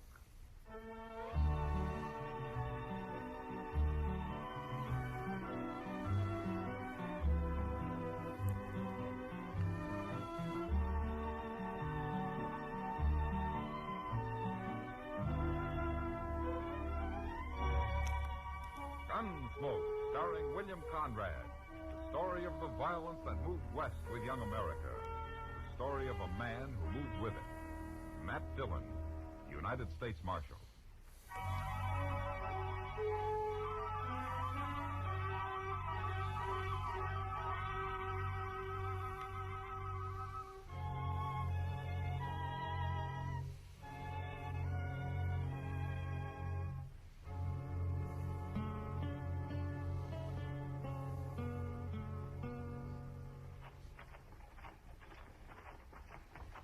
don't know what got into the boy, Mr. Dillon. When I come for you, he was offering to shoot his initials into the mirror behind the bar. Is he drunk, Chester? Yes, sir. But mostly it seems like he just plain wants to howl. Well, he can howl all he likes as long as he keeps his gun quiet. Oh, there he goes. Yeah. I hope that's the mirror and not some man he's shooting at. Yeah, so do I. Old Duff would hate to lose that boy. All right, watch it now. Look, he's laying on the floor, Mr. Dillon. He's been killed. Look what he done to my mirror, Marshal. You shoot him, Sam? No, I hit him with a bung starter. He ain't dead. But I'm about to have to shoot his friend here. Go ahead and try it. Maybe I will. Easy, Sam. All right, what's your name, mister? My name's Blades. I work for Tom. You mean you work for his father, don't you? Well, sure, the old man owns the ranch, but me and Tom, we work together. Oh, my. Pick up his gun before he comes to, Chester. Yes, sir. All right, Blades. Tom's going to sleep it off in jail. You want to be locked up with him, or you're going to go home quietly? I ain't done nothing. There's that girl over there got him started. Oh, what girl? That one sitting at the table in the red dress. Kitty? Yeah, that's her name. Wait till old Dolph hears you threw his son in jail. I'll tell him myself. Now, you get out of here. I'm going. He's at the Dodge house right now, Marshal. I'd like to hear you tell him. Can you get Tom over to the jail, Chester? Yes, sir, I sure can. All right, lock him up. I'll be back later. Yes, sir. All right, come on now, Tom. You ain't hurt You gonna let Chester put him to bed, Matt? Yeah. Sam knocked all the fight out of him, Kitty. I know. I saw it. Blade said that you made him mad. That's one way of putting it. Oh, what do you mean? He made me mad. I don't like fresh kids, Matt. Tom Vickers must be 20. Well, he's been acting like a kid. You know, Matt, he's changed lately. He used to be a gentleman like his father. I don't know what's come over him, but if he were mine, I wouldn't allow him off the ranch. Well, maybe you've just forgotten what it's like to be young, Kitty. I'm young enough to pour this glass of beer over your head. You know what I mean. Sure. Well, that fella Blades is older, though. Maybe he's responsible for Tom's jumping the fence. I don't like him at all. I'm sure he isn't a good influence on Tom. Tom's too easily led. Yeah, he isn't the man his father is. He sure isn't. Anyways, he better leave me alone. Yeah, I'll tell him to. Well, I gotta go see Dolph now. He isn't going to like your throwing his son in jail. Yeah, maybe not. But a stranger was shot and killed on his range yesterday. And I don't like that. Oh? I hadn't heard. Well, they haven't been talking much about it. Well, looks like you and Dolph are in for a pleasant little talk. Yeah. Well, so long, Kitty. Goodbye, Matt.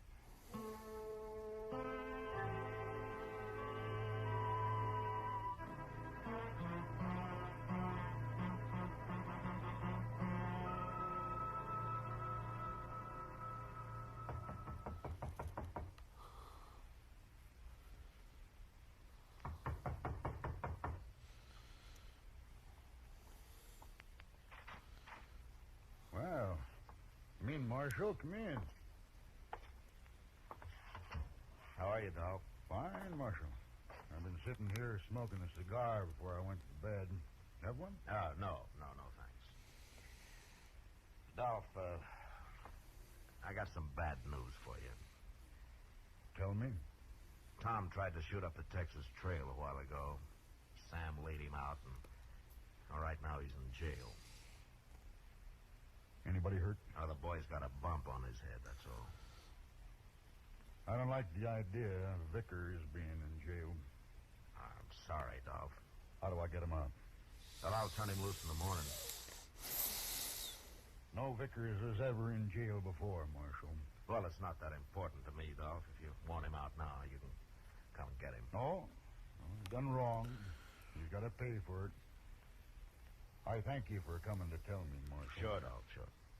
But there's something else I want to talk to you about. What's that? Well, I heard that a man was shot and killed on your range yesterday. It's true. Who did it? rustling cattle, Marshal. Oh, were you there? No, but I've been losing a lot of stock. Marshal. lately. That fella got caught by my men, put up a fight. So, there's one less thief around. You know who this man was? Never saw him before. But there's nothing wrong with shooting thieves, is there? Not if I try to shoot you first. I'm going to hire me some gunmen, Marshal. I'll show with them... No, that'll just cause trouble, Dolph. Gunmen will shoot anybody that happens along and then claim that they put up a fight. You know what they're like. Then everybody better stay away. Everybody won't know about it, Dolph.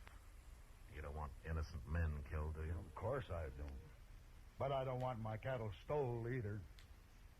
Dolph, you mind if I ride back out to your place with you tomorrow and have a look around? I got business in Dodge tomorrow, but I'm going out the day after. Be glad to have you. Oh, good. Well, I'll meet you here then. Okay, Marshal.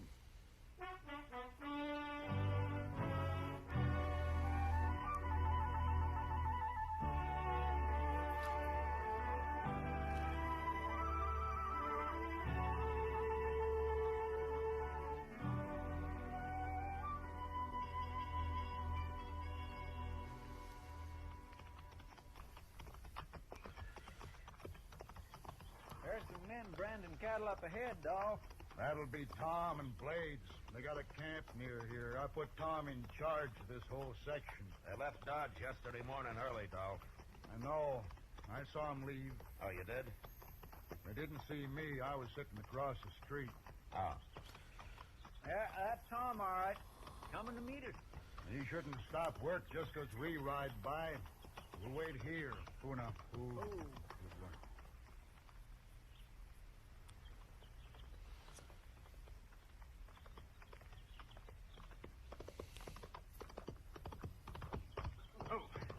Hello. Howdy, Tom. Tom? What calves are those, Tom? Oh, it's a bunch of men gathered day before yesterday, sir. Where are the other men? How come just you and Blades are working them?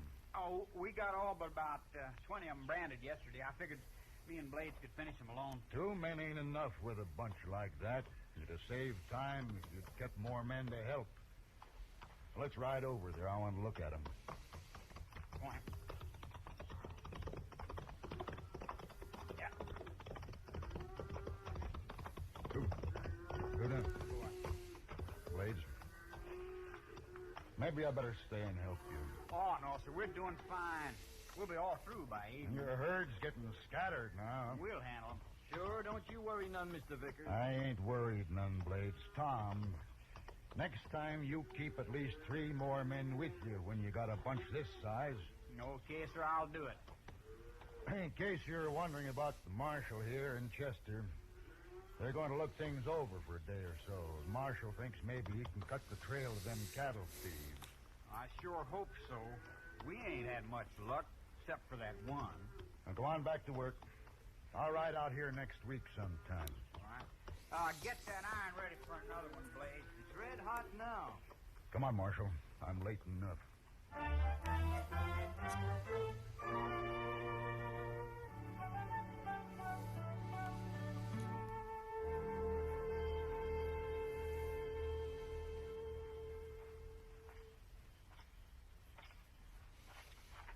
Sure is a nice evening, Mr. Dillon, ain't it? Don't you think so? What? Oh, I was just wondering what kind of an evening it is in Dodge. Oh, if there was any real trouble, somebody would have rode out and told you. Yeah, I suppose so. It's been 2 days now. Oh, we better get back tomorrow. That'll suit me fine. I swear we've rode 1,000 miles over this ranch, and all for nothing, as far as I can tell. Yeah, maybe. Why don't you come sit in the porch, you two? We're just walking our supper off a little bit, Dolph. Yeah, I've been in the saddle so much the last few days, I need to stand. Suit yourselves. Dolph, from what the men tell me, you've lost only about 100 head of calves altogether. I had the impression that it was a lot more than that. I won't put up with one calf being stolen from me, Marshal. I'm an honest man, and I work hard. And if a neighbor or stranger needs help, I'll give it to him gladly. But I'll kill the man that steals. I wish you'd do one thing for me, Dolph. What's that? The next time you lose any stock, send word to me before you turn this outfit into an armed camp. Well, Marshal, if it was anybody else, I'd tell him to mind his own business. But, I'll do it. Thank you, Dolph. Oh, by the way, we're going to be riding back to Dodge tomorrow. All right. But I won't give you more than a couple of days next time. Well, that's better than nothing, Dolph.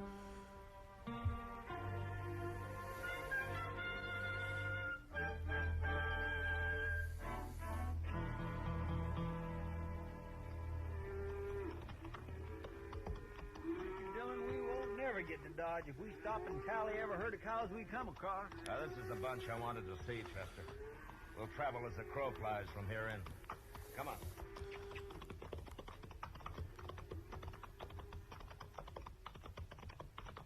Why was you so interested in that herd? We must have rode through it 10 times. I was sort of interested in proving something to myself, Chester. Oh, yawning little bunny. Just a cute little bunny being too cute. I love Sims. It's Tom and that fellow Blades. Yeah.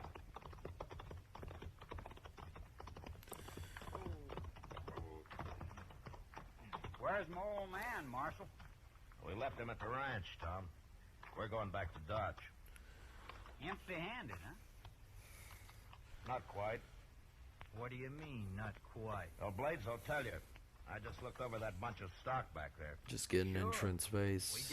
Just being like, Now hey, we're gonna do a little branding. you need to better. stop being so down. Stop being so down. Us, Marshal. Just Be get them happy. branded, Tom. All of them. Of course we'll get them branded. See that you do. Come on, Chester. Yes, sir. I'm just not putting on the spikes on the side of her face because it's I don't It's just understand what like you were that. driving at, Mr. Dillon.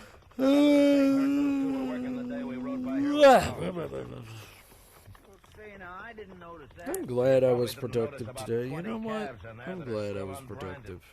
What do you mean? Tom Vickers and his friend Blades are thieves, Chester. And probably murderers to boot.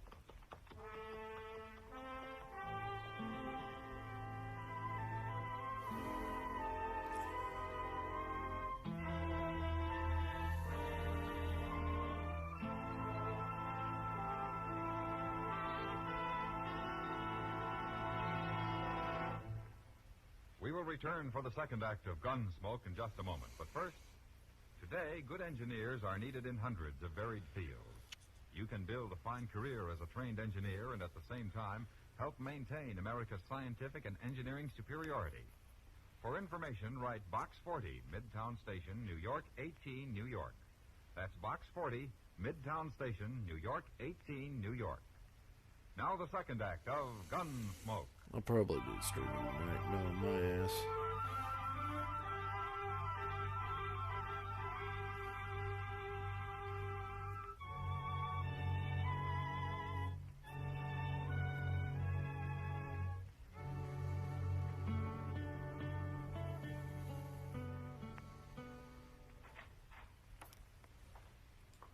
Oh, Chester, there you are, my boy. Where's Matt? Oh, he'll be back in a minute, Doc. Sit down. Oh, don't mind you. Say, he told me about Dolph Vickers' son last night. Now, the only thing I can't figure, Doc, is why he don't tell Dolph. Oh, he's got his reasons, I expect. I didn't come here to gossip. Have you had supper yet? Yeah, I had early tonight. But Mr. Dillon probably go with you. Evening, Doc. You look hungry. You look worried. The Dolph Vickers boy? Yeah. Sooner or later, I'm going to have to arrest him, Doc. I've been trying to figure some way to do it without breaking the old man's heart. Oh, I don't suppose there is any other way, Matt. Well, if there is, I haven't thought of it. Somebody out back, Mr. Dillon. No, stay where you are, Chester. I'll see who it is. I'll be right with you, Doc. Sure, Matt. You're going to starve to death waiting for somebody to eat with around here, Doc. Oh, why, fasting's good for Manchester. And a little of it wouldn't hurt you. Oh. Seems to me I spent my entire youth fasting, Doc. I won't never make up for it. I don't know, but I better go see. They're not that big of a difference. They're like a foot away from each other. I shouldn't. I make him so small compared to her. Just like, bam. Somebody shooting at you? No, Mom, I'm not answering. I'm not answering. I got 10 more minutes. Give me 10 more minutes. Then I'm gonna eat something. Whether you like it or not. After they knocked on the door, they ran out behind that far shed there. Plenty poor shooting. Well, ain't we going after 'em? Now, they had horses hidden there. I heard them ride off. Well, I'll go buy a couple from the rail. No, let them go, Hey, Chester. but Mr. Dillon, they tried to ambush you. I know, but I'd prefer not to shoot them. Especially Tom Vickers. Tom. We'll ride out to the ranch tomorrow, Chester. Maybe we can bring him in without a fight. Anyway, it's worth a try. For Dolph's sake. They're like a foot apart. So, like, if she stood... Yeah.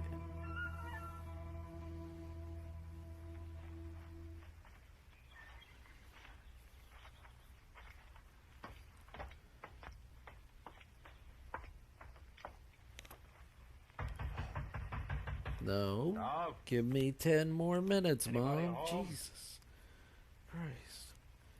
And you're not going to take up all my time while I eat before I go to work. That's for damn sure. Hello, Marshal. Hello, Doc. She'll try. Chester. Oh, no. She Morning. will try, Thank that's you. for sure. Where are you going, Tom? Ain't you gonna say hello? I got work to do. What kind of manners is that? There's no use running away, Tom. You wouldn't get far. What? Now, come on back and sit down, huh? You do a lot of ordering around, don't you, Marshal? Sometimes I do. What's the matter between you, anyway? Be better if you told him, Tom. I don't know what you're talking about. All right. Why are you Ran playing those that? calves the other day. What? Why are you Hey, playing wait a minute, Tom. Did you, Tom? Of course we did. that kind of stuff, Mr. You Bard? willing to ride out there with us? And then prove it? everybody just gives I ain't riding nowhere. this I've look had enough of this. You tell me what you're talking about. Tom? Maybe you better tell me, Marshal. Well, Duff, you remember the herd Tom and Blades were working the day we rode out here with you? Of course I do. Well, I saw that same herd on the way back to Dodge. There were still about 20 unbranded calves on it. Say it out, Marshal. I ran into Tom and Blades just beyond, and I told them to be sure and brand those calves. Go on. So they knew I was on to them. On to what? Dolph, I'm willing to bet everything I got that if we find that herd, those calves are either still unbranded or missing. What makes you so sure? Tom refuses to ride out there with us. I know. What you're saying is mighty serious, Marshal. I hope you won't regret it. Little bunny. Yeah, Come on, let's Tom. get scratching We'll go see himself. them calves. No, He's like, I'm a little bunny. We're Yeah, going I'm a out little there, bunny. I said. I ain't You going. gosh darn right I am. You'll do what I tell you. Not this time. We're going if I have to knock you down and tie you onto your horse. And you know I'll do it. Yeah, you would. Them calves ain't there. And where are they? 20 calves ain't hard to track, Tom. Blades got 'em. Got 'em where? Up by Little Spring. You don't have to say it. I know Little Spring ain't on this ranch. Go on. There are 3 other men up there. You don't know 'em. They're holding over 100 head by now. Tom. You gonna charge your own son for stealing from you? Are you? Tom, you and Blades killed that stranger to help you cover up all this, didn't you? It's too bad we didn't kill you, Marshal. What's that? They tried to ambush me in Dodge last night, Dolph. My own son. A murderer. And a thief. Tom, come into the other room with me. You'll excuse us, gentlemen.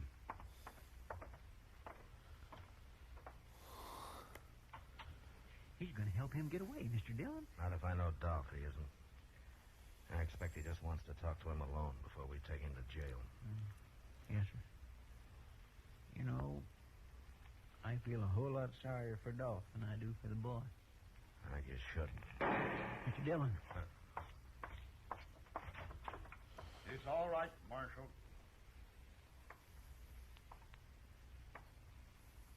Where's Tom? I killed him. Here's my gun, Marshal. I'm sorry you did it, Dolph. I had to. Marshal, I'd like to bury him now. We'll help you. Nope. I'll bury my own dead. Then I'll ride into jail with you. All right. You'll get my calves back? I'll pick up a posse when we get to Dodge. The boy was my responsibility, Marshal. You understand that? What you did was wrong, Dolph. You can wait here in the cool of the house. I'll be back. We'll wait.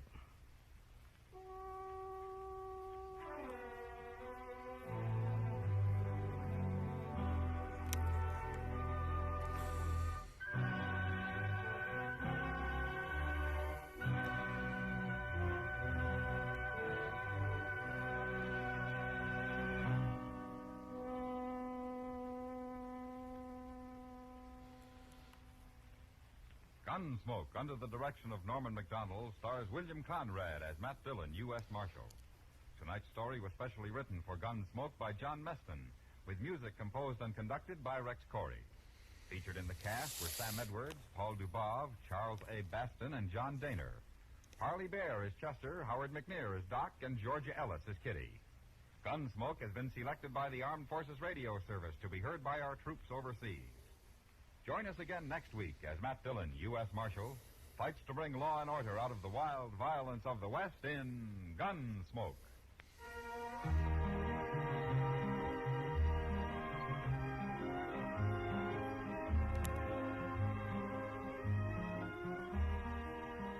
Tomorrow, don't miss The High Mountain, a hard-hitting documentary report on the progress and problems of 15 million Negro Americans. Tomorrow in the daytime on most of these same stations. Stay tuned now for Gangbusters, which follows in a few minutes over most of these same stations. George Walsh speaking. Saturday nights, Herb Schreiner shells out on Two for the Money over the CBS Radio Network.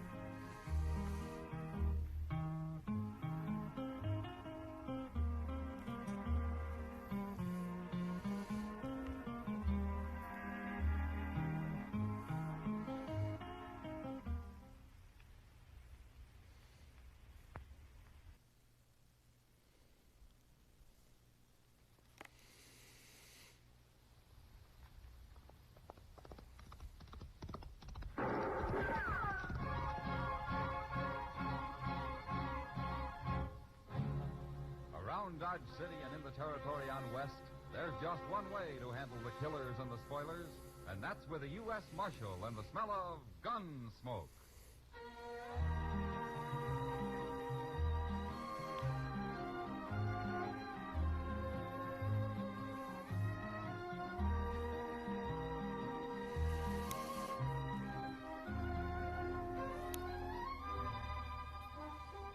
Gunsmoke, starring William Conrad. The story of the violence that moved west with young America. The story of a man who moved with it. Matt Dillon, United States Marshal.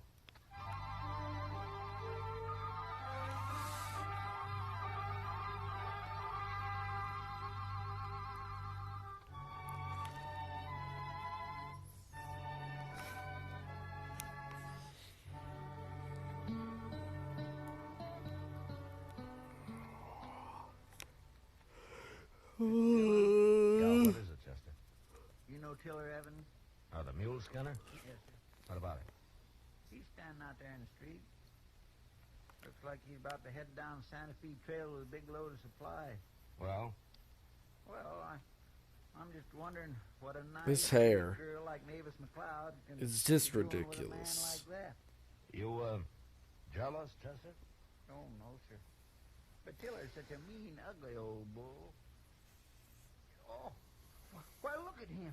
Look at that. What? Why, he just hit her, Mr. Dillon. What? Slapped her right in the face. He did. I told you he was mean. Well, that's a fine way to tell a girl goodbye. Yeah. Look, he hit her again. Yeah. Oh, I hate a man that picks on women, Mr. Dillon.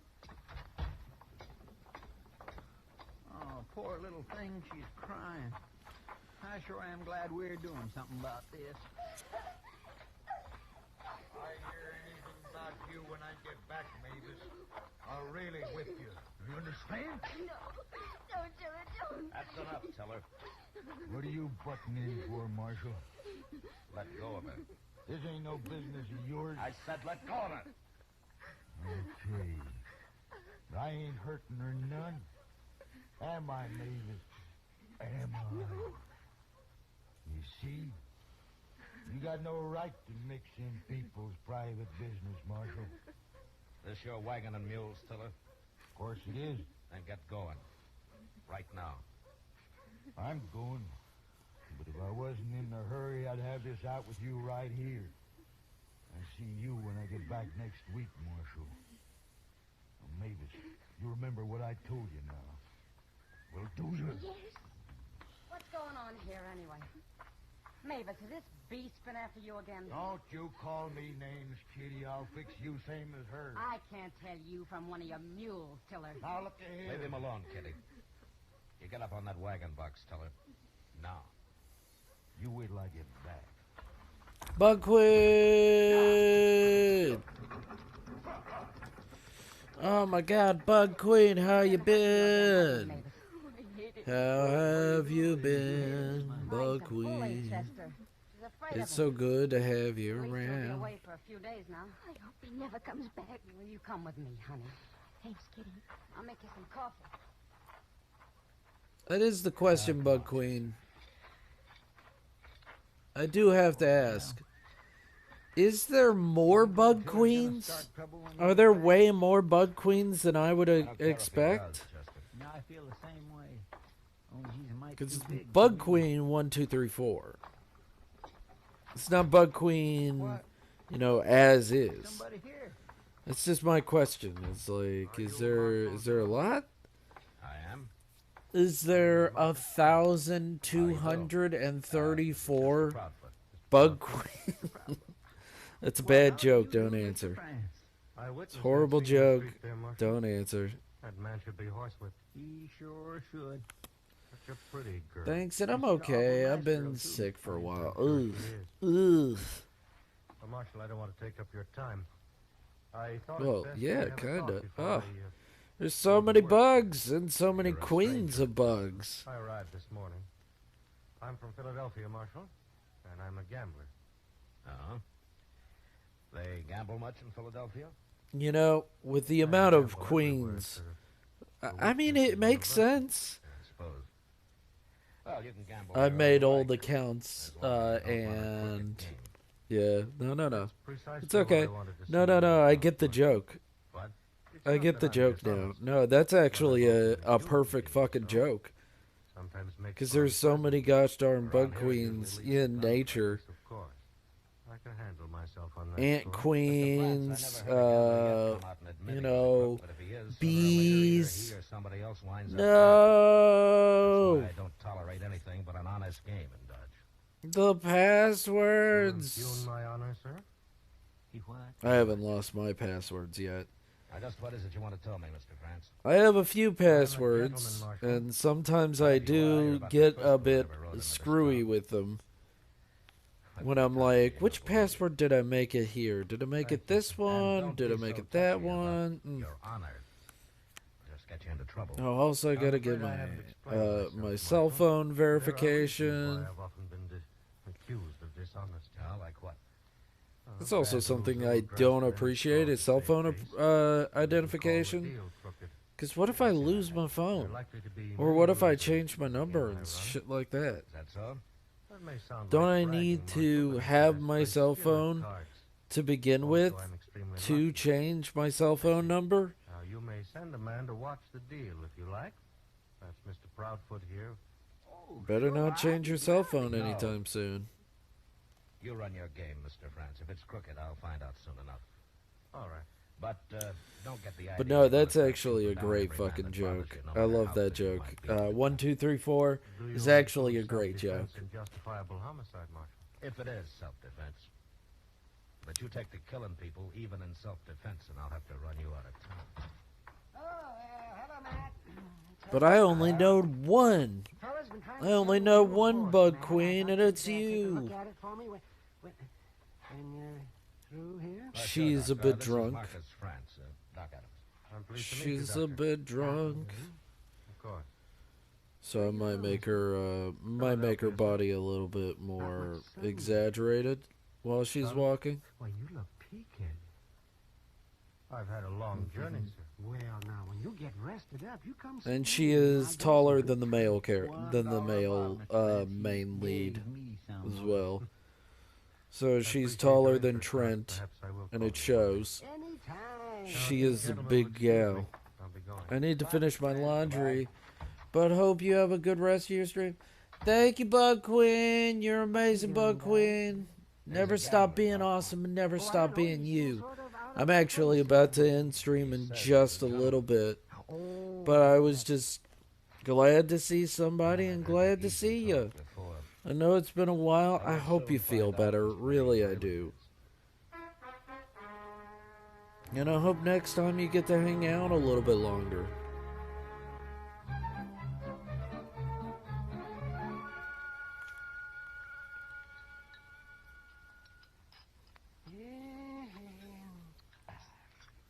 Oh, man, you think a restaurant like this could serve something besides beans with their meat, wouldn't you now, man? Honest. Oh, you got potatoes, Doc. I'm sick of them, too. Why don't you get married, Doc, and then you could eat fine. Oh, the last woman that wanted to marry me was a hog and harmony cook.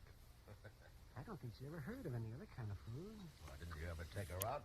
Oh, take her. Oh, man. That was in Arkansas. She didn't even wear shoes. You old liar. No, I swear. Her pappy had a saying that every woman's entitled to a baby and a bonnet. But shoes were never mentioned in that house.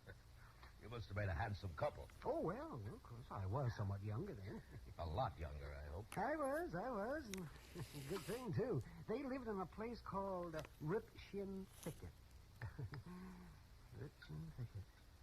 The courting that girl was a day's work, man, believe me. Doc, why don't you finish your supper? I'm not even listening to you. And she had a brother called Spotted Jack, and he claimed he never slept in a bed his whole life. Or took a bath. There must be something else we can talk about, Doc. Oh, man, well, anything at all. Gee, well, what are you going to do about that gambler, that Marcus France, for example? Well, I don't know yet, Doc. Well, he's been here for a week, and he's already killed a man. That was self-defense, all right. But if it happens again, he's through. You think he's dealing honest, Matt? So far, he is. Hello, Mr. Dillon. Doc? Well, Chester? Chester? I've been over at the Texas Trail. Miss Kitty asked me to find you. Huh? Trouble? I don't know, but she said it was really important. Okay. Doc, you didn't tell me that Arkansas girl's name. Oh, well, it's a funny thing, Matt. She never told me.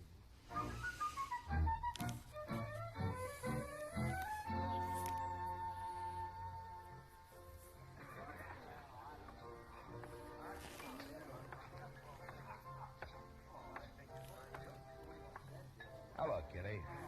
You wanted to see me, huh? Sit down, Matt. All right. It's about Marcus France over there.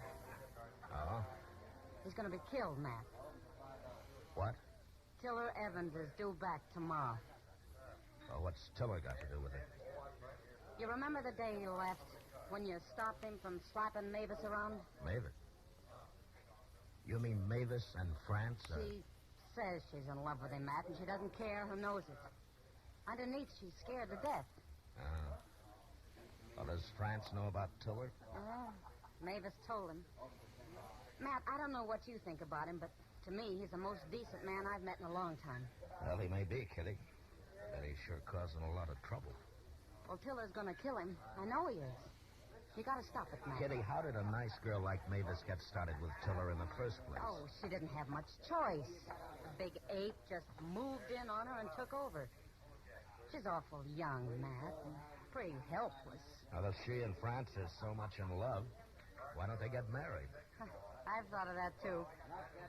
So has Mavis, by the way. Ah. Well, maybe France isn't so honorable after all, Kitty. Ah, give him time, Matt. Tomorrow isn't very far off. Before I said you're cheating, and I meant it. No man can call me a cheat, I mister. just did, didn't I? Stay here, Kitty. Yeah. You better leave the game, mister. You're cheating, you're dealing crooked cards. You got a gun, mister. Now use it. Leave that gun where it is. Now, France, I warned you once. You heard what he said, Marshal. I meant it, too. He's dealing crooked cards. Can you prove it, mister? I don't have to prove it. He's got over $100 of mine. I ain't won a hand at this table in an hour. See, Marshal? Just like I told you, some men can't take losing. Did you see him cheating, mister?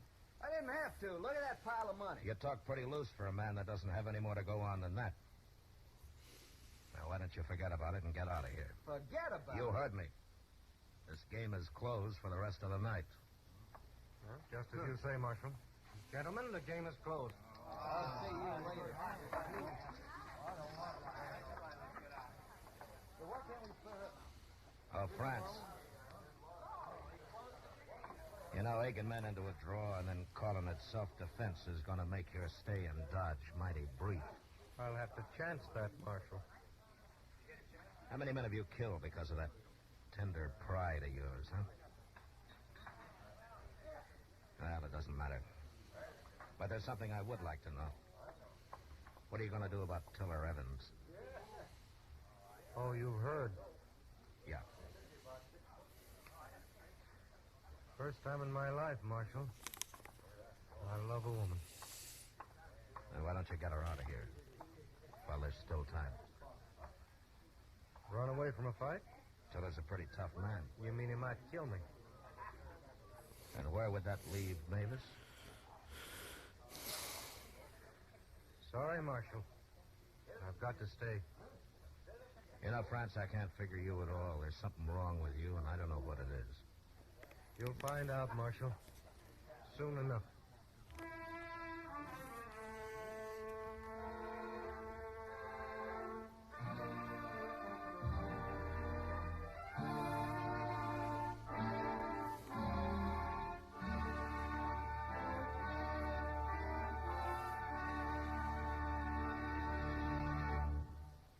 We will return for the second act of Gunsmoke in just a moment. But first, tomorrow afternoon on Stage Struck, Mike Wallace and CBS Radio cover the opening of the new Broadway musical, The Girl in Pink Tights. Its star, Jean Mayer, Charles Goldner, and others in the cast will be heard.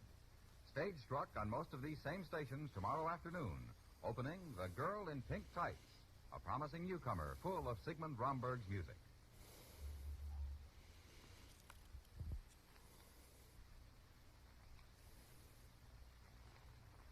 Now the second act of Gunsmoke.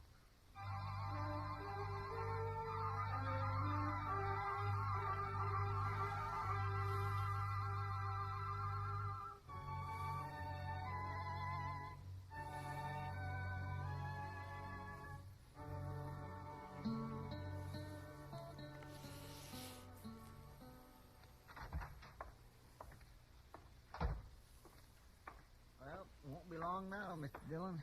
Oh, what won't be long, Chester? Cowboy just told me he passed Tiller Evans a couple miles down the trail.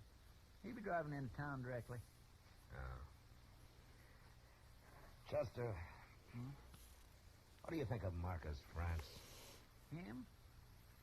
Well, sir, for a fact, I'm dubitated. What? Well, he seems like such a nice fella, but he just won't do what he plain order. Like? Get married with Mavis McLeod like she wants him to. That'd stop old Tiller. Maybe. Now, the very least he could do is run off with her. Mr. Dillon, I just hate to think what'll become of that little girl if Tiller gets her. Well, one way or another, Chester, there's about to be a killing. And I gotta try to stop it. How you gonna do it? Well, there's a stage north in half an hour. Yeah, but Mr. France won't go. Chester, you know where Mavis lives, don't you? Yes, sir. All right, go get her. I'll put her on the stage. I'll meet you there. Okay, Mr. Now, Dillon. you're gonna have to hurry.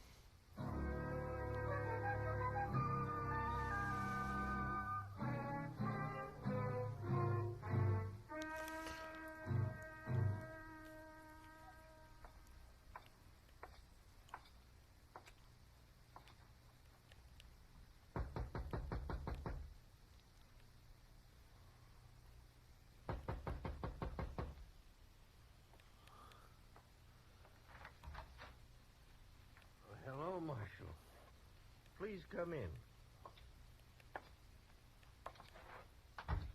Thank you. I am honored, sir. Would you care for a glass of whiskey? No. No, thank you. The very best money can buy. France. Hmm? Tiller Evans will be here shortly. You'll be looking for me, Marshal, not I for him. Well, any way it happens, there'll be a killing. One sinner less in the world. I'm a lawman, France, not a preacher. Yes, of course.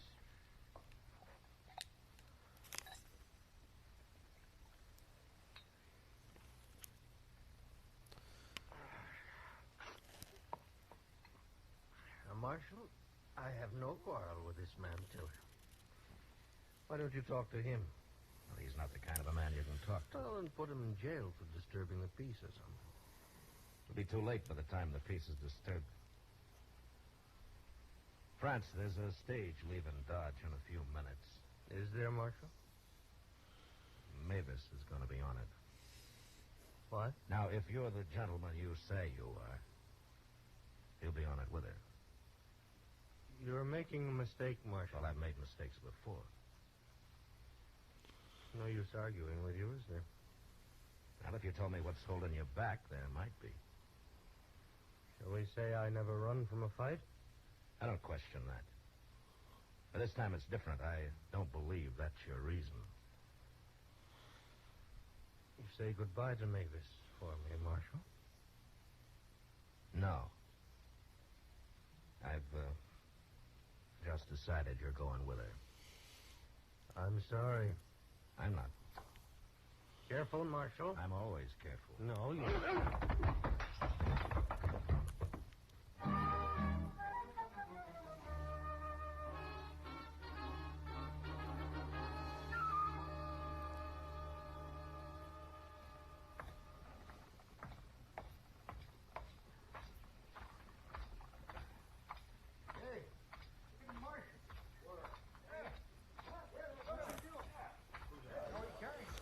Ugh.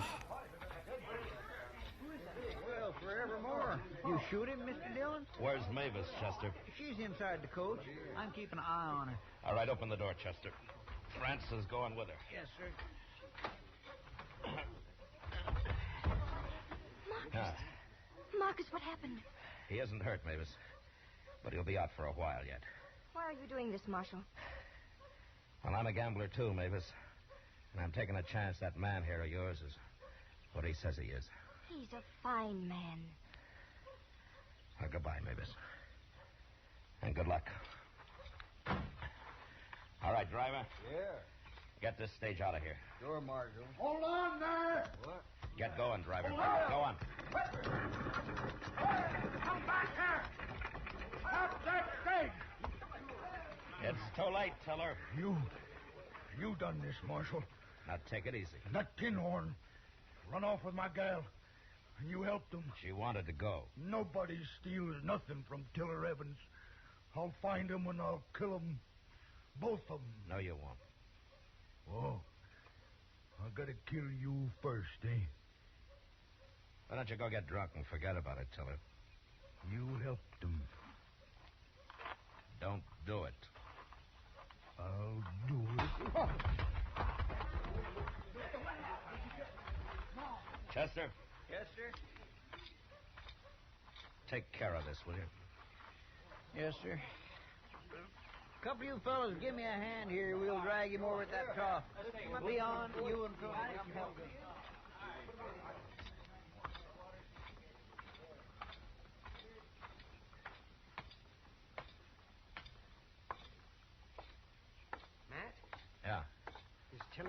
I'd hurt. Now, you'll be all right, Doc. Outside of being a little lonely. Mavis is going to be a little lonely, too. What? Marcus France. He did come to my office, man. What are you talking about, Doc? His lungs. That's why he came west. I wouldn't give him over a couple of months at the most. Mavis just isn't very lucky, is she, Doc? No, she isn't. But thanks to you, at least they'll have what time there is. He wouldn't have left with her any other way.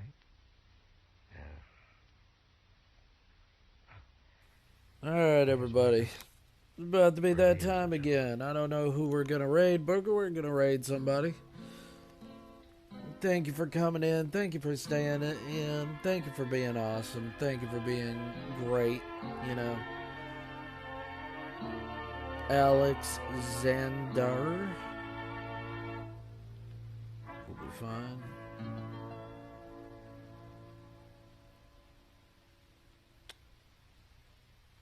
Gunsmoke, under the direction of Norman McDonald, stars Let's William see. Conrad as Matt Dillon, U.S. Marshal. Alexander would be a good one, so, you know. With music composed and conducted by Rex Corey. Featured in the cast were Lawrence Dobkin, Eleanor Tannen, John Daner, and Harry Bartell. Harley Bear as Chester, Howard McNear as Doc, and Georgia Ellis as Kitty.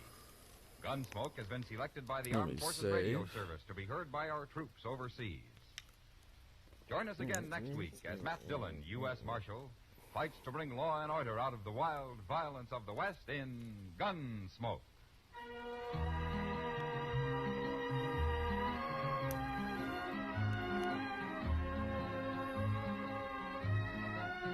It's been quite a quiet stream, but that's okay. It doesn't have to be big. It doesn't have to Monday be night, CBS Radio extreme. Suspense Sometimes stars it just Ronald has to Reagan. be a nice The drama is stream. an unusual one titled Circumstantial Terror. In it, a man is on trial for a killing he didn't commit, and a guilty man is on the jury. Tension mounts and mounts until the suspense is almost beyond belief. Don't miss Suspense, Monday night, over most of these same stations. George Walsh speaking. Let's give Stay Alexander tuned now some for love. Give Gangbusters, him, which follows in a few minutes over most give of him these a same high stations. five and all that. For more outstanding And thank you for drama, coming remember in, the and Lux thank you for Radio being Theater, awesome. I Monday do nights appreciate it. on the CBS Do hope you Radio guys Network. enjoyed yourselves, even if, you know, it's just for a little bit. So I'll see you guys later, and I hope you have a wonderful one now. And stay awesome, stay positive, and know you're incredible. So I will see you guys later. Bye-bye.